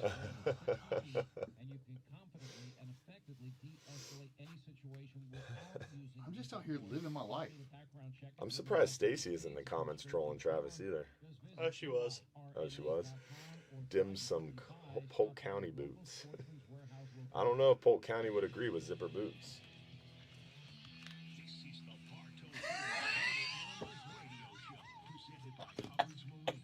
Bobby Sad looks like the ones they sell at Cracker Barrel.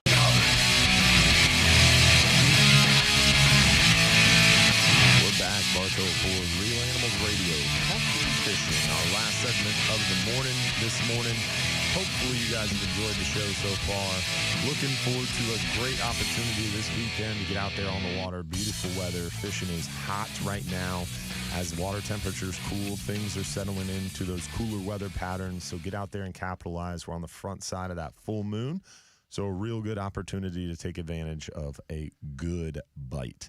Remember, this weather update was brought to you by our friends over at Reese Windows and Doors. They are Florida's leading window and door company with over 50 years in business. They offer free installation on most windows and doors, and they install in just 6 weeks. They only use in-house installers, no freelance contractor, and their work comes with a double lifetime warranty, which means you never pay for the warranty, and when you sell your home, that warranty will transfer to the new owners, adding value to the home. Visit reesewindows.com for more information. Definitely a good option. Double lifetime warranty. It's pretty sweet. Listen, have we got just a second here? We don't have anybody on the line, right? We have a second, brother. What's going on? Bacon wrap scallops, is that what you said? Yeah, bacon wrap scallops. I had And they've lost got focus on that. Yeah, they've got a Parmesan shrimp and scallop special right now that is amazing. And the captain's platter, or as my dad calls it, the cat putter, is my favorite. Okay, that's the cat putter. Yeah, he's really bad at voice to text and just flippantly sends these messages without proofreading. And half the time I have to like break out my Mark Hubbard. Your Mark Hubbard dictionary. Yeah, it's very tricky. And a lot of people will come to me like, hey, your dad texted me. What does this mean? And I have to interpret it for him. So, yeah, the flippant voice to text hit me with, oh, don't forget the cat putter when he meant the captain's platter. But, yeah, it's a big old chunk of grouper. It's got scallops and shrimp in there. It comes with some wild rice and, dirty rice, as they call it, and veggies. Man, it is killer. I'm going to have to hit up the Friendly Fisherman. Friendly Fisherman Seafood Restaurant. They've got fried, broiled, or blackened options to the captain's platter. I prefer the blackened, but it's all good.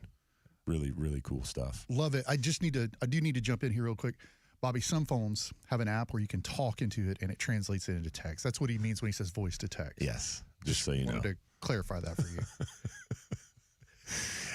And the Don's Dock Seafood Market is stocked up on stone crab. Have you guys had stone crab yet this season? Yeah. Dude, I ate so much stone crab the other night that I got a little sick. It was awesome. I crawled into bed and like had a burp of just like butter. I almost threw up. It was glorious. Awesome. That's a good sign. It's a good sign when you get full on stone crab. Do you remember? It's a great time of year. At Eldred's in Placida, they would bleach. Not bleach. They would cook their stone crabs, blanch them right there at the dock, and you could buy them. Yeah. Oh my God. Nothing better than catching a crab or boiling up his fresh catch. Because what people don't understand about stone crab is when they're caught, the crabber has to legally cook them on the boat before they're sold, or they can bring them back to a cookhouse if they're selling them at a seafood house. But they have to be cooked immediately after being caught. And so when you purchase stone crab in a seafood market, they're already cooked. So you can immediately purchase them and start cracking them and eating them right there. So you can eat them cold. Some people like to eat them cold. Some people like to eat them warm. But it's all good. Whichever way you slice it. Stone crab is the best. Love it. I love stone crab. Listen, I'm a seafood junkie. Me too. If it's seafood, I'm in. Yep. All about that life. You're staying awful quiet over there, Mr. Non-seafood eater. Non-seafood My favorite seafood is a filet mignon. Nothing goes better with stone crab than a filet mignon. But in my case, I'm going to go ribeye. I'm a fat guy. When we're talking beef, it's got to have fat on it. Got to be a fatty piece. I'm a fat guy. Yeah, I'm a fat guy. Yeah. In fact, I went to the farmer's market last week and bought a New York strip that's got like a big fat cut on it. I don't even like New York strips. Ribeye until I die. I prefer ribeye. He didn't have any. Oh. So I would have walked out. Did you buy the New York strip steak or the whole like strip? No, yeah, the strip steak. Okay. The New York strip steak. So you didn't trim it with your fillet knife? No. Well, first off, I, being a normal American, have a knife for trimming meat that is not a fillet knife. Being a normal American. The other day, I cooked salmon. I bought some salmon, or as I like to call it, salmon. And as I'm cutting that to cook, Never trim your salmon. No, I used a fillet knife to do that because it's a fish. But then when But were you filleting it, or was then it when already... I trimmed the fat off of a roast that I was cooking? We're at the end of the show. Sorry. How would someone catch up to you, Travis, if they wanted more of your comedy antics? At Travis Thompson or at all FLAORG. What about you, Captain Bobby? I have an app on my phone. Doesn't know which app. Believe it or not, he has a website, guys. Captain-Bobby.com. Emphasize the dash. Don't spell it out. Just put the little dash in there. Captain-Bobby.com. Don't forget, Real Animals Sunday, 7 to 9 a.m. on 620 WBAE. Tune in tomorrow for that. Tomorrow night, 7:30 p.m., the live stream show. Don't forget, November 22nd, Fishing for Hope. We hope to see you there. And also, don't forget, if you're too busy to go fishing, you're just too darn busy. Thanks for being a part of our Real Animals family. We'll catch you next week.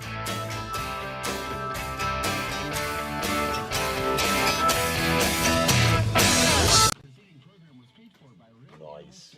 That was We did it. scintillating. That was scintillating radio. Stimulating. Is that the word? Appreciate it. I can think of some words. I don't know if that's the word. Bobby's not ever coming back. Like, he's done with us. We love you, Bobby. We really do, believe it or not. Thank you guys for tuning in and being a part of our Saturday morning stream. Hopefully, you'll catch it tomorrow morning, 7 to 9, and then tomorrow night, 7:30 p.m. Again, we got Amy and Tommy Verdensky from Old Salts joining us tomorrow night at 7:30 for the live show, talking King of the Beach. And looking forward to a great tournament next weekend. If you're around, stop by Rock Park in Madeira Beach. It's a great event. Friday night is the captain's meeting.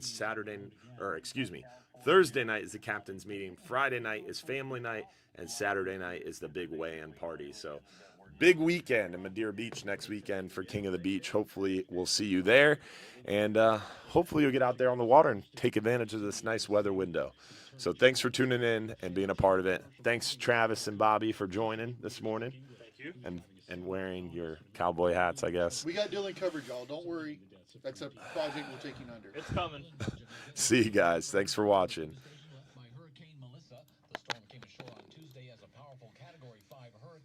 George Pratt of Project Blessing helped bring supplies to Jamaica. He spoke to NBC6. There's nothing stopping us from providing this help. There might be lack of equipment, lack of time, lack of money, but we know that God is going to provide. The seaside resort town of Black River has reportedly been completely devastated, with nearly every building damaged by the storm. The island remains largely without power or basic services. Flights in and out are limited. A jury found 21-year-old Alicia Andrews